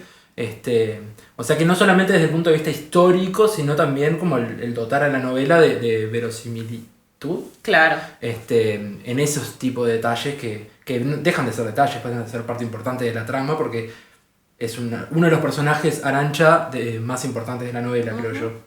Sí, eso es una novela, yo creo que eso lo deja muy, muy claro. Dentro de la novela y fuera de la novela, él también hablando. Es una novela de ficción, pero también es una novela realista y muy verosímil hacia el adentro de la novela, digamos, hacia el universo de la novela y también fuera de la novela. O sea, a uno le permite hacerse idea de muchas cuestiones más allá. O sea, a veces la ficción, cuando se trabaja muy bien, tiene más de verdad que otras cuestiones, ¿no? Que cuando hay tanto en juego de datos para aquí, datos para allá, si bien por supuesto las fuentes son sumamente importantes y los estudios históricos también, a veces una ficción, genera como ese pequeño aporte más de verdad de lo que importa, que todo ese otro material visto desde otras disciplinas. ¿Sabes qué? Cuando en el 2016 presentaron por primera vez Patria, que como novela, Aramburu decía, yo no quise ponerle un prólogo, no quise poner una nota al pie, una nota aclaratoria, ni una bibliografía de, vayan a leer a tal lado, sino que quería crear una novela que fuese autoconclusiva, en el sentido de que, vos te metieras en la vida de estos personajes y entendieran lo que les pasa a estos personajes y punto. Después, si querés profundizar más, escuchar la primera parte de este podcast, que es muy buena, diría yo, humildemente. No, pero él decía, hay libros de historia que te llevan a otros caminos y a conocer otras cosas, y las novelas te permiten entrar a otras historias. Y como novelista, él decía que le gustaba como generar ese tipo de historias, que vos pudieras llegar a otras partes de la historia que las fuentes no te muestran, pero que se reconstruye capaz que con el relato oral, con las memorias subjetivas, pero que puestas en la piel de personas que después uno las puede leer o ver en el audiovisual, te genera también, te moviliza, te hace cuestionarte, te hace preguntarte más cosas. Sí, un poco aclarando también lo que acababa de decir, porque Ceci fue testigo de verme pelear por ahí por las redes sociales sobre este tema. Me encanta ser muy provocadora con los historiadores y decirles que a veces el arte muestra cosas que la historia no puede, o provoca cosas que la historia no puede. Eso lo hago muy de peleadora. Eso decía Aramburu, está bien. A mí me encanta sacudirles un poco la estantería. No, pero sí creo que en ese sentido, que es portadora de otras verdades, de cosas que no se pueden resolver, por eso digo, en los datos, en el análisis, que por supuesto es serio y que para eso existe la disciplina historia y que tiene que existir y que tiene que generar procesos sanos de reconfiguración de las memorias. Pero las memorias también están, los relatos que van por otros lugares también están, y que a veces el arte, en general, no solo la literatura, recupera esos pedacitos que quedan por ahí sueltos y ayudan mucho a iluminar. Sí, sin duda que esta novela lo logra con creces. Queda clarísimo, ¿no? La estamos recomendando, vayan a leerla. Es una novela que te puede asustar un poco por su tamaño, tiene más de 640 páginas, Pero es una novela que tiene una estructura que hace que la lectura sea muy fácil. No sé si querés comentarnos un poco acerca de eso, el tema de los capítulos y cómo Sí, está es un organizada. bloquecito, ¿no? Es una novela gordita. Sí, de sí. esas que decís, bueno, hay que encararla con paciencia. Y sin embargo, en ningún momento te pasa eso leyéndola. O sea, eso es lo que uno se prepara como lector que se conoce, de decir, bueno, es una novela de 600 páginas, no me la puedo leer de una sentada, entonces hay que programar un poco la cabeza para trabajar con la novela. Y sin embargo, es una novela construida con capítulos súper breves, que eso sí los lees. Más o menos mi ritmo ahora en la relectura fue en un viaje de ómnibus lees 4 capítulos de un tirón. Bien. Y que a su vez te permiten como ir viendo eso, los pequeños arcos de acompañamiento de algunos personajes. No hay una presentación de ingreso de varios personajes a la vez, sino que te va dibujando, algunos aparecen por allí, por las situaciones, pero te va permitiendo seguir a los protagonistas, digamos. Bien. Sí, eso está re interesante porque, bueno, claramente la intención de Aramburu con esto de los capítulos cortos, él lo decía en varias entrevistas, era que uno no se quedara solo con la perspectiva de un personaje, sino que, bueno, esos capítulos muestran la mirada de los distintos personajes. Voy a hacer un gran spoiler en esto, si no tenés ni idea de Patria, hacé la pausa ahora y andá a mirar la serie o comprate la novela, léela, pero no dejes de escuchar cómo sigue el podcast, obviamente. Pero bueno, hay un asesinato, ya lo decíamos, hay una víctima de ETA, que es el padre de una de estas familias, el Chato. Y bueno, esa muerte, por ejemplo, es relatada desde 9 puntos de vista distintos. O sea, hay 9 capítulos donde se aborda la muerte del Chato, más allá de los capítulos colaterales del antes y el después de la muerte, pero el punto de vista va rotando, va variando, se va poniendo sobre la cabeza de los distintos personajes y eso nos permite también una riqueza mucho más amplia que quedarte capaz que en un protagonista. No hay un protagonista de la novela, aunque muchos pueden decir, bueno, son las madres las protagonistas porque son las que llevan todo el arco argumental de principio a fin adelante, y sí, es cierto, las madres son clave, pero todos los personajes tienen su momento en mayor o menor medida. Sí, eso también es una configuración interesante de la novela. Obvio que sí, que como vos decís, o sea, por eso el chiste de ponerle matria, claro, ¿no? Hay 2 madres ahí con el rol de madre que son preponderantes, pero hay un cuerpo de protagonistas, hay un cuerpo protagónico ahí que es muy difícil después de ahí de ellas 2 que las podés distanciar un poquito a la cabeza. El resto son todos iguales, desde el fallecido, asesinado, hasta el hijo más chico de la familia, de una de las familias. O sea, como que todos tienen, hasta Celeste. Exacto, o sea, como que es muy difícil de ese... tal vez ya cuando hablamos del reparto estaríamos hablando, no sé, de la carnicera y el marido. Claro. Pero el resto sí, de... Los que atienden el que atiende en el bar, que bueno, que en realidad también tiene su rol. Pachi. El Pachi. O el cura, hay un cura, muchachos, en esta serie, en esta novela, que es un personaje que por lo menos a mí me hizo enojar mucho. Sí. Tremendo. Así que bueno, nada, capaz que pasando un poco a hablar acerca de la versión audiovisual que HBO lanzó el año pasado. No sé, vos venís de un podcast donde analizan películas, no series, pero bueno, tenés experiencia en esto de lo audiovisual. ¿Qué fue lo que más te llamó la atención viendo la serie de HBO? Bueno, a mí me encantó. Primero porque cuando me enteré que estaba la serie dije, no, ¿cómo se la jugaron a hacer una serie? Qué difícil de esta novela, que es como contundente. Además de que fue un exitazo de la novela, que es muy difícil después, ¿cómo haces para estar a la altura? Exacto, no es competir, pero hay que estar a la altura totalmente. Y me parece que hicieron una serie de una calidad extraordinaria en todos los sentidos, a nivel ambiental. O sea, generan realmente el ambiente del pueblo y de ese San Sebastián que ya no existe, o sea, de ese Donosti que ya no existe hoy. Y también, no sé cómo hicieron, pero bueno, sí sé cómo hicieron. El showrunner, Aitor Gabilondo, es un genio. O sea, se armó de un equipo contundente, de un equipo que se nota que estaban comprometidos haciendo lo que estaban haciendo, no en vano muchos de ellos vascos, por supuesto, y que lograron un casting espectacular, que lograron un director de arte que trabajó espectacular, todo lo que la es gente de maquillaje, vestuario, maquillaje es y peluquería, que es excelente.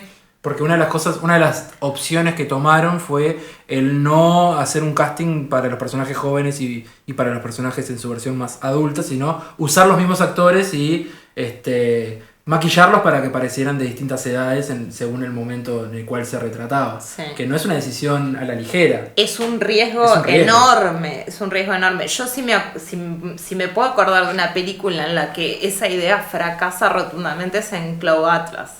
Ahí va. Cuando mirás Cloud Atlas se te rompe el verosímil interno de la película porque no te podés creer, no podés asimilar los cambios de las personas en el tiempo. Y acá perfectamente. Y no solo pasa con las personas, porque Patria, el núcleo inicial de la novela, ocurre a finales de los 80, a principios de los 90, donde está ese asesinato. Y después la historia retoma en el 2011 cuando la ETA depone las armas y dice, bueno, no vamos a usar más la lucha armada, y con esa Miren, la madre de la cabeza de la familia, enojadísima, diciéndole traidores, como ahora las cosas no se dejan por la mitad, le grita a la televisión. Entonces el salto temporal es enorme, entre los fines de los 80 y 2011, es una cosa... y realmente se ven los cambios en la ciudad, porque hasta la luminaria adaptaron y a las columnas del puente las adaptaron para que pareciera de más antiguas. Sí. A mí sinceramente me gustó mucho, la sufrí mucho, me emocioné, me creí los personajes, odié a los que tenía que odiar. Bueno, polémico lo que acabas de decir, Bueno, el cura... Al cura no hay dudas. Es odioso. Miren, no la odio ni la odié, pero me costó quererla, me costó mucho quererla. O sea, me generó todo un trabajo. Ahora que decías eso, justo la frase contundente de ella, en la guerra deja muertos. Uh-huh. Y se terminó. Se terminó el chato.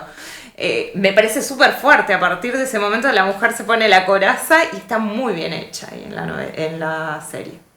Sí, esas dos madres muestran como dos miradas distintas. Se las ve como son amigas en su juventud, hasta casi iban a entrar de monjas juntas. Después se terminan casando y hay una serie de momentos donde ellas meriendan juntas que marcan... Las últimas meriendas. Bueno, hay uno de los episodios que se llama La última o las últimas meriendas, donde queda bien claro que esa amistad se rompe, se quiebra, se fractura. Parezco JC, lo siento. Se fractura por este involucramiento de su hijo en la ETA. Que ya no queda dudas. Hay una parte de la novela donde y de la serie donde uno duda, bueno, entra en ETA, no entra en ETA, es solamente cosa de chavales, de jovencito irreverente, o va a entrar en ETA. Y ya cuando sus hijos le dicen, no hay dudas, entró en ETA. Es un budari. Ya está, ahí está, exactamente. No queda otra que romper vínculo con tu amiga de toda la vida, y si lo marcaron al chato como posible objetivo de la ETA, a estos no los saludamos más, les damos la espalda, y hay momentos que son durísimos. Sí, me parece que lo que no pueden asumir es, o sea, no podés vivir fracturado.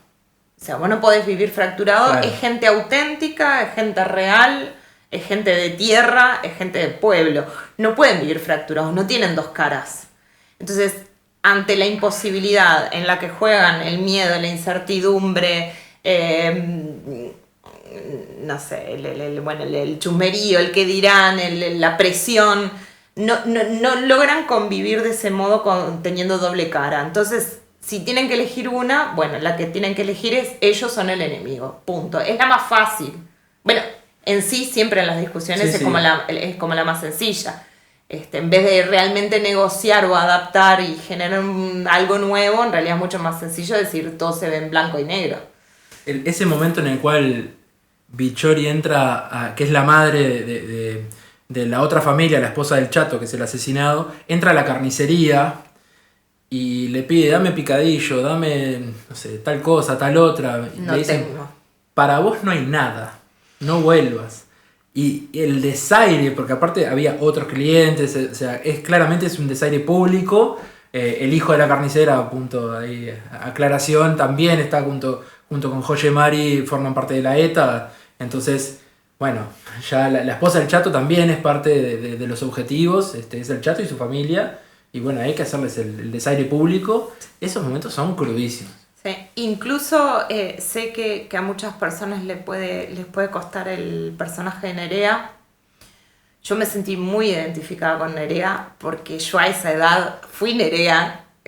Yo no la puedo entender a Nerea, pero yo me acuerdo de mí misma y yo era así. O sea, ante una mala noticia, ante un problema, si no lo quiero ver o sé que no estoy capacitada para asimilarlo, bueno, no, yo me sigo de viaje o no vuelvo o prefiero, no sé, digo, me ha pasado incluso con familiares cercanos, un fallecimiento y decir, no, yo no quiero ir a verlo, yo no quiero verlo. No, pero ¿cómo tenés que hacerlo? Porque el duelo se hace... No me digas cómo hacer un duelo.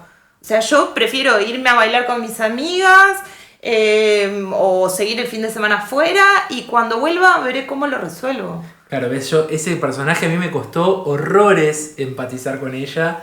El decir, mataron a tu padre y lo primero que decís es no quiero que mis amigos en la universidad se enteren. ¿Por qué, amiga? Volvé y acompañá a tu madre. Bueno, en fin, pero eso es lo que tiene, ¿no? Hay una gama de personajes que viven los duelos de forma distinta, que procesan también el duelo de que tu hermano se metió en la ETA y vos no apoyás esa idea, también es un duelo. Sí. O el duelo de que tu hijo se metió a la ETA y ¿qué hago a partir de ahora? ¿Pierdo un hijo o lo apoyo y me vuelvo su defensora más grande? Sí, y las distintas reacciones, porque digo, tampoco está bien lo que hace Xavi con su vida, ni tampoco, también claro, es muy difícil el decir... duelo eterno, vivir toda tu vida en duelo y suspender la posibilidad de ser feliz porque mataron a mi padre. Y de los otros dos también es difícil. ¿Quién es el más valiente? Arancha en su momento, digo, no la Arancha adulta, que por supuesto es la más valiente de todos. Amamos a Arancha adulta. Sí, obvio. Pero digo, de jovencita, ¿quién es más valiente? Ella huyó de una forma y después no le queda otra que reconocer en Gorka que también necesita apoyarlo para que huya y se vaya de ese lugar. Pero también es muy difícil decir... ¿Cómo no enfrentaron de otro modo a esa madre? Cuando vieron que se puso una coraza, que se puso ciega del todo, se eligió ponerse un pañuelo en los ojos y resultó ser más etarra que el hijo. Sin duda. ¿Y qué personalidad los vascos? ¿Cómo está el tema de las madres y los hijos varones? Y con las hijas mujeres. Y bueno, y ese vínculo con las nenas, el machismo que hay instalado en esos vínculos es... Bueno, machismo a nuestros ojos hoy en día, no sé, pero es terrible, ¿no? Como el nene es una cosa y la nena es otra y le exijo otras cosas y le caigo con el triple de fuerza. Sí. Es bravo todo eso. Incluso yo noté las diferencias, si bien no hay... Y está aclarado por Aramburu y también por Aitor Gabilondo. No hay una sustancial diferencia social entre la familia del Chato y la familia de Joyan. Sin embargo, yo la sentí, pero la sentí no tanto en lo material, que igual es evidente la diferencia material, sino que más bien lo sentí en la forma de moverse con el sistema familia. O sea, como que asimilan algunas cuestiones de la familia como un sistema que son distintas. Sin duda. Hay un comportamiento ahí que es diferente. No, y también las expectativas para esos hijos, ¿no? Antes de que ocurra todo esto del involucramiento con la ETA y de lo que después termina pasando, ¿qué expectativas tienen para Xavi, que se va a convertir en médico, y para Joye Mari, que es el que juega al handball? Y bueno, pero ¿qué se espera de él? Se lo trata de pocas luces, Y el otro, el chico, que es Gorka, que es un personaje que en la novela está mucho más desarrollado, porque tiene como mucho más espacio, que es homosexual y lucha un poco también con eso de vivir con libertad su sexualidad, en una sociedad donde no se acepta, no es bien visto. Pero ¿cuál es la expectativa con ese chico que escribe poesía? El padre no sabe si ponerse contento o no. Al final sí, lo reconoce y le muestra a todos sus compañeros en la fábrica. Pero hasta incluso una cierta falta de confianza, porque si bien por supuesto que no tienen dinero como para pagarle a una universidad o trasladarlo a otro lugar para que estudie, igual hay como un algún límite debe de tener, ¿no? O sea, hasta que no se sorprenden con el hecho real de ganar un premio, de ser publicado, como que tienen cierta suspicacia del futuro desde ese lugar. No, y es el raro, el que no socializa, el que no sale de su cuarto, el que elige los libros, está bien estereotipo también. Cartujo, pobrecito. Pobre, es terrible. Pero de todas maneras, ahí está, cuando él logra como salir de esa ala materna que lo acobija, pero que también no lo deja crecer, se desarrolla un personaje también súper interesante que elige a su forma también irse, ¿sí? Porque se va a Gorka, se va a Arantxa con su pareja, se va a Nerea a buscar al alemán por otros lados, se va a Xavi a vivir su vida sin felicidad y todos los hijos se fueron. Y bueno, y Joyemari que se fue con la ETA. Sí. Otro momento que a mí me impactó mucho y que me hizo sufrir es tanto cuando lo lees como cuando lo ves en la serie, es Pan ensangrentado.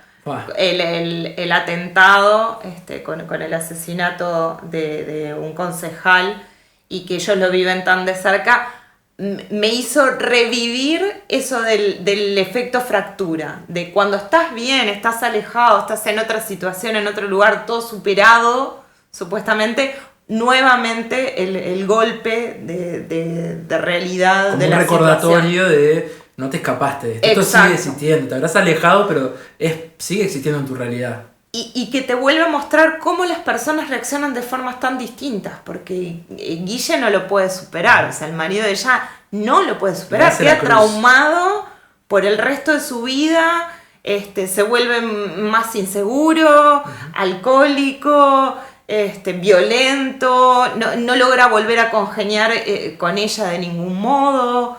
Eso a mí me sorprendió muchísimo. Y después en la serie lo que me encantó es el episodio cuando ella está en casa con sus hijos. Ella tolera muchas cosas, es capaz de tolerar muchas cosas, pero lo que sí no va a tolerar es que a los hijos le digan algo que no es. O sea, como que todo ese discurso de su mamá lo tolera, lo soporta, pero no que llegue a sus hijos. Como que ahí marca un límite muy, muy claro.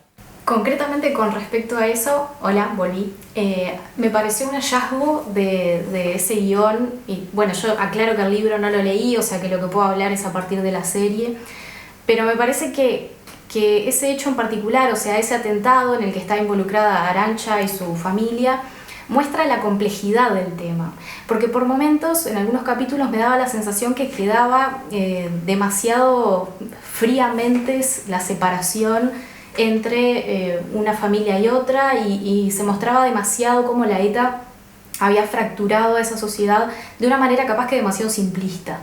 Y sin embargo con esas cosas que involucraron a esa familia en particular, no sé, me pareció que dejó mucho más viva esa complejidad y que incluso, no sé, acá voy a comentar algo acerca de las críticas que se le han hecho a la serie, bueno, supongo que también al libro, porque la construcción de los personajes es la misma, pero que en realidad el autor toma en sí un bando, más allá de lo que ustedes hablaban en principio, ¿no? Pero el autor construye los personajes de una manera, y esa es la crítica, y esa fue la sensación que yo tuve antes de leer críticas sobre la historia, de que elige construir a los personajes de determinada manera para que uno se ponga de un lado. Para que empatices más. Para que empatices más con la familia del asesinado y no tanto con la familia de la ETA. O sea, miren la madre que después, como ustedes decían, se vuelve más etarra que el hijo, ¿no? Es una mujer como más fría, por ahí, más violenta, más... en el lado de Joyemari, de ese hijo que siempre está en discusión, bueno, fue él el que asesinó al Chato o no, también como un tipo al que en realidad no le interesa la política, como más lo ideológico de la ETA. No sé, y las críticas que he leído vienen por ese lado, ¿no? Que en la construcción de los personajes que hace el autor, si bien, como ustedes decían al principio, ¿no? Al acercarse tanto a los personajes, hacia eso más microhistórico, le permite no tomar un bando, pero igual hay parte de lo que él piensa del conflicto en eso. No, sin dudas que es cierto que Aramburu no hace una novela que es equidistante de ambos bandos. Si se presentan todas las miradas, o se intenta que vos te puedas poner por momentos en el lugar de Joyemari y entiendas qué es lo que lo mueve a él a sumarse a ETA. Pero yo creo que lo que hace es no intentar justificar. Yo creo que no intenta justificar a ninguno de los personajes. Sí, claro. Y eso me parece que está bueno en una novela, que no me bajes línea de decirme qué es lo que tengo que pensar. Porque debe haber gente que lea la novela y diga, bueno, está, se justifica. Porque, bueno, pero eso es tu mirada personal. El autor no te lo dice en ningún momento, no te lo hace pesar con sus acciones, capaz me parece. Que es por el miedo que a mí siempre me genera, que era lo que decía Michelle en un comienzo, que yo había visto sus declaraciones en las redes sociales con respecto a eso. A mí siempre me genera el miedo de que se tome lo ficcional por algo histórico, más allá de todas las discusiones que podemos tener acerca del carácter narrativo y ficcional de la historia como disciplina también, pero la historia es una narración, claro, y es la verdad histórica es una construcción. Claro, mi amigo Adam Schaff no me va a permitir mentir al respecto, nunca me voy a olvidar de él, y la historia es una construcción. Uno hace un relato y en ese relato omite por decisión o porque no te dio el tiempo o por lo que sea. En este podcast no hablamos de todo, claro, lo que sabemos, se llama Apenas Aceptables, leímos un montón de cosas más y no las dijimos porque no nos da el tiempo y porque optamos también por no decirlas para que el relato fuese más sencillo. Y a veces se cometen pecados de simplismo, de simplificar y que te queden muchas cosas por el camino. Y a veces se intentan hacer unas narraciones gigantescas que de tan gigantescas y abarcativas te terminan mareándote más. Bueno, son los riesgos que se corre al crear un relato, me parece. Y el trabajo con la historia genera eso. Uno a veces me hiciste acordar, Cecilia, cuando nosotros hace unos años creamos unos talleres para hablar acerca de dictadura, con Cecilia y con Dayana, que es una colega de historia. Y en las redes sociales lo primero es, ¿y qué historia van a contar? ¿Y qué van a leer? Tipo no sé qué, ¿y de qué van a hablar? Y viste cuando decís, bueno, incluso gente adulta que uno le tiene como mucho respeto académico y respeto intelectual, te venían a preguntar como, ¿y qué historia vas a enseñar? Y vos decís, bueno, yo soy profesor de historia, yo leo libros de historia, leo fuentes, historiografía, armo a partir de las cosas. No vengo a improvisar o a bajar mi línea personal, no estoy haciendo. Podemos hacer un podcast de opinión y decir, bueno, analizamos este episodio y te digo lo que yo pienso al respecto. Pero eso es una parte. Así como yo pienso eso, hay otro que piensa otra cosa y interpreta de otra forma. Lo que no quiere decir que el punto de vista sea neutral. O sea, es lo mismo que estaba diciendo recién. Nosotros también hacemos opciones. Me parece que ahí la clave es que siempre sea explícito, ¿no? Sí, capaz que yo ahora pensando en la escritura de Aramburu, me quedo pensando en eso. Sí, hay algo que él no te va a esconder nunca. O sea, él jamás va a defender el aparato ETA. Jamás.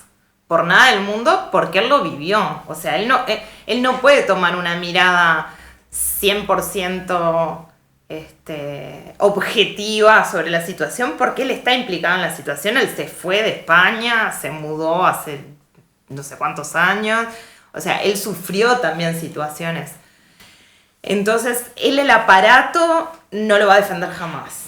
Que no quiere decir no entender la lucha de trasfondo, claro, que no quiere decir no entender los sucesos de tropiezo constante de la propia organización, ¿no? Porque convengamos, es una organización que también tuvo sus marchas y contramarchas, idas y vueltas, negociaciones, traiciones propias, etcétera, etcétera. O sea, una organización muy compleja, que creo que suele suceder también con la clandestinidad, obliga también a que algunos procesos se den de formas distintas. Y eso él jamás lo va a defender, jamás se va a poder poner de ese lado. Ahora sí, me parece que construyó algo creíble en cuáles podían ser los procesos de una familia que asumiera esta cuestión, que lo asumiera de este modo.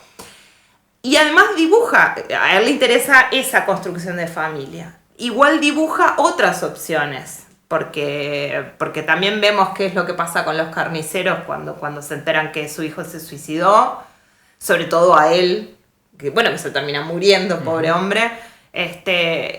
Lo que él siente cuando realmente, además de la tristeza de que se le murió el hijo, además de la tristeza de saber que se suicidó solo porque estaba desesperado, además de todo eso, también tiene que soportar cómo lo convierten en un mártir frente a sus ojos. O sea, en vez de dejarlo que sufra tranquilo y recibir a su hijo tranquilo, o sea, lo convierte en un mártir ante sus ojos.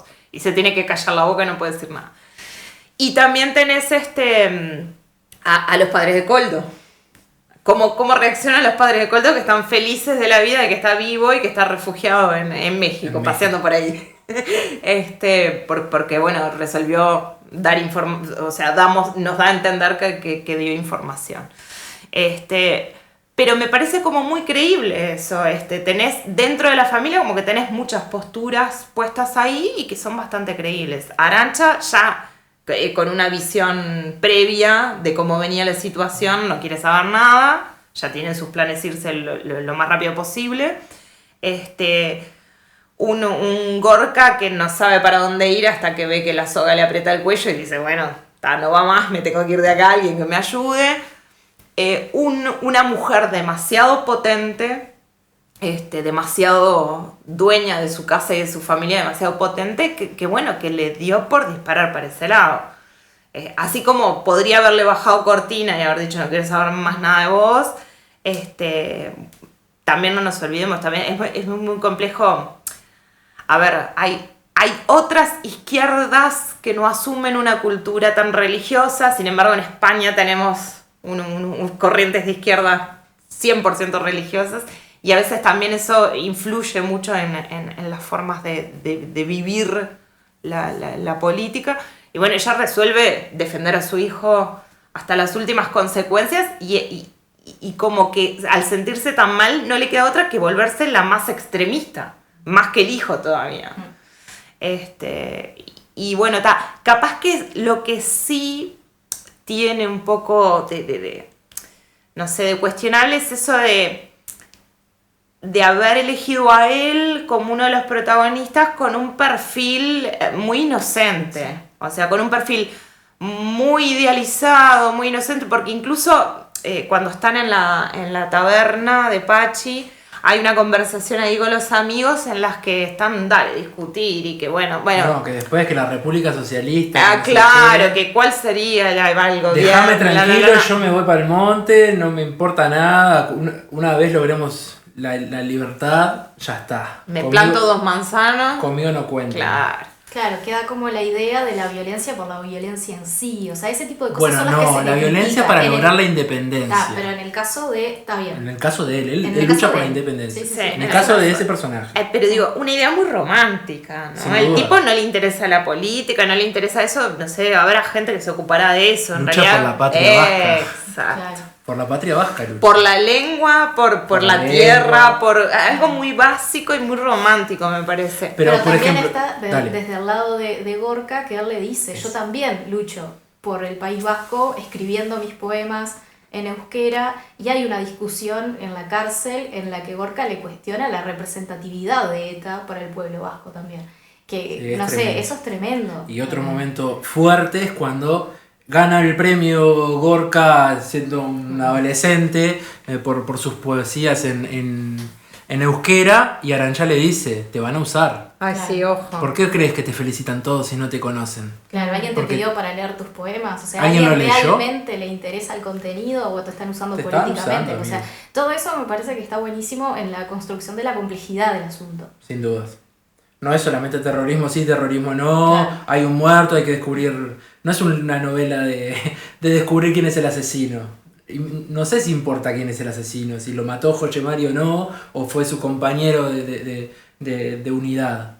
De hecho, también lo que hay por detrás es una cuestión más del perdón, ¿no? Como del cerrar ciertas cuestiones que en definitiva, bueno, es eso, así termina. O sea, así es como, eso es lo que se busca, está tremendo spoiler. Vamos a no spoilear más. Verdad y perdón. Verdad y perdón. Verdad y perdón. Sí, a mí lo que me sonó, por ejemplo, hay un comentario de Aramburu cuando estaban grabando el podcast que dice que a él lo único que le chocó, a él le encantó, pero que lo único que le chocó es lo bonitas que son las imágenes. Lo bonitas que son las imágenes. Pero así como dice eso, también dice, ahora si la vuelvo a leer o a releer o a repensar, no me puedo sacar de la cabeza los personajes, cómo son. Claro. Y eso es muy fuerte, que le diga, es tremendo piropo para la serie. O sea, que no te puedas sacar esa cara de Bichori o el caminar de Bichori o de miren la cocina. Eso es muy fuerte para quien la escribió, digamos. Michelle, comentarios finales. Si tuvieras que hacer una valoración de la novela o de la serie o de ambas, ¿qué dirías? Que la lean, que la miren, que intenten, entre comillas, disfrutarla, porque es muy dura. Y sobre todo, otra cosa que no dijimos, es yo por mi perfil más lingüístico, me encantan los idiomas y no hay nada más bonito que aprender palabras que no logras encontrar exactamente el sinónimo en tu idioma, en otros idiomas, y el euskera es precioso. Sin duda. Bueno, Michelle, muchísimas gracias por haber venido a este primer episodio de Apenas Aceptable. Acá con Cecilia le damos las gracias a todos los que escucharon. Gracias a ustedes por llegar hasta acá, porque ya 1 hora y pico, casi 2 horas. Pretendemos que sean un poquito más cortos. Sí, este es el primero, téngannos paciencia. Ya iremos mejorando en ese aspecto. Y le queremos dar las gracias a Fiorella Zuccotti por la bella canción que nos sirve de cortina para nuestro podcast Apenas Aceptable. Chao. Tenés que saber lo mínimo indispensable para llegar a la apenas aceptable. Si querés saber lo mínimo indispensable, escucha Apenas Aceptable, Apenas Aceptable.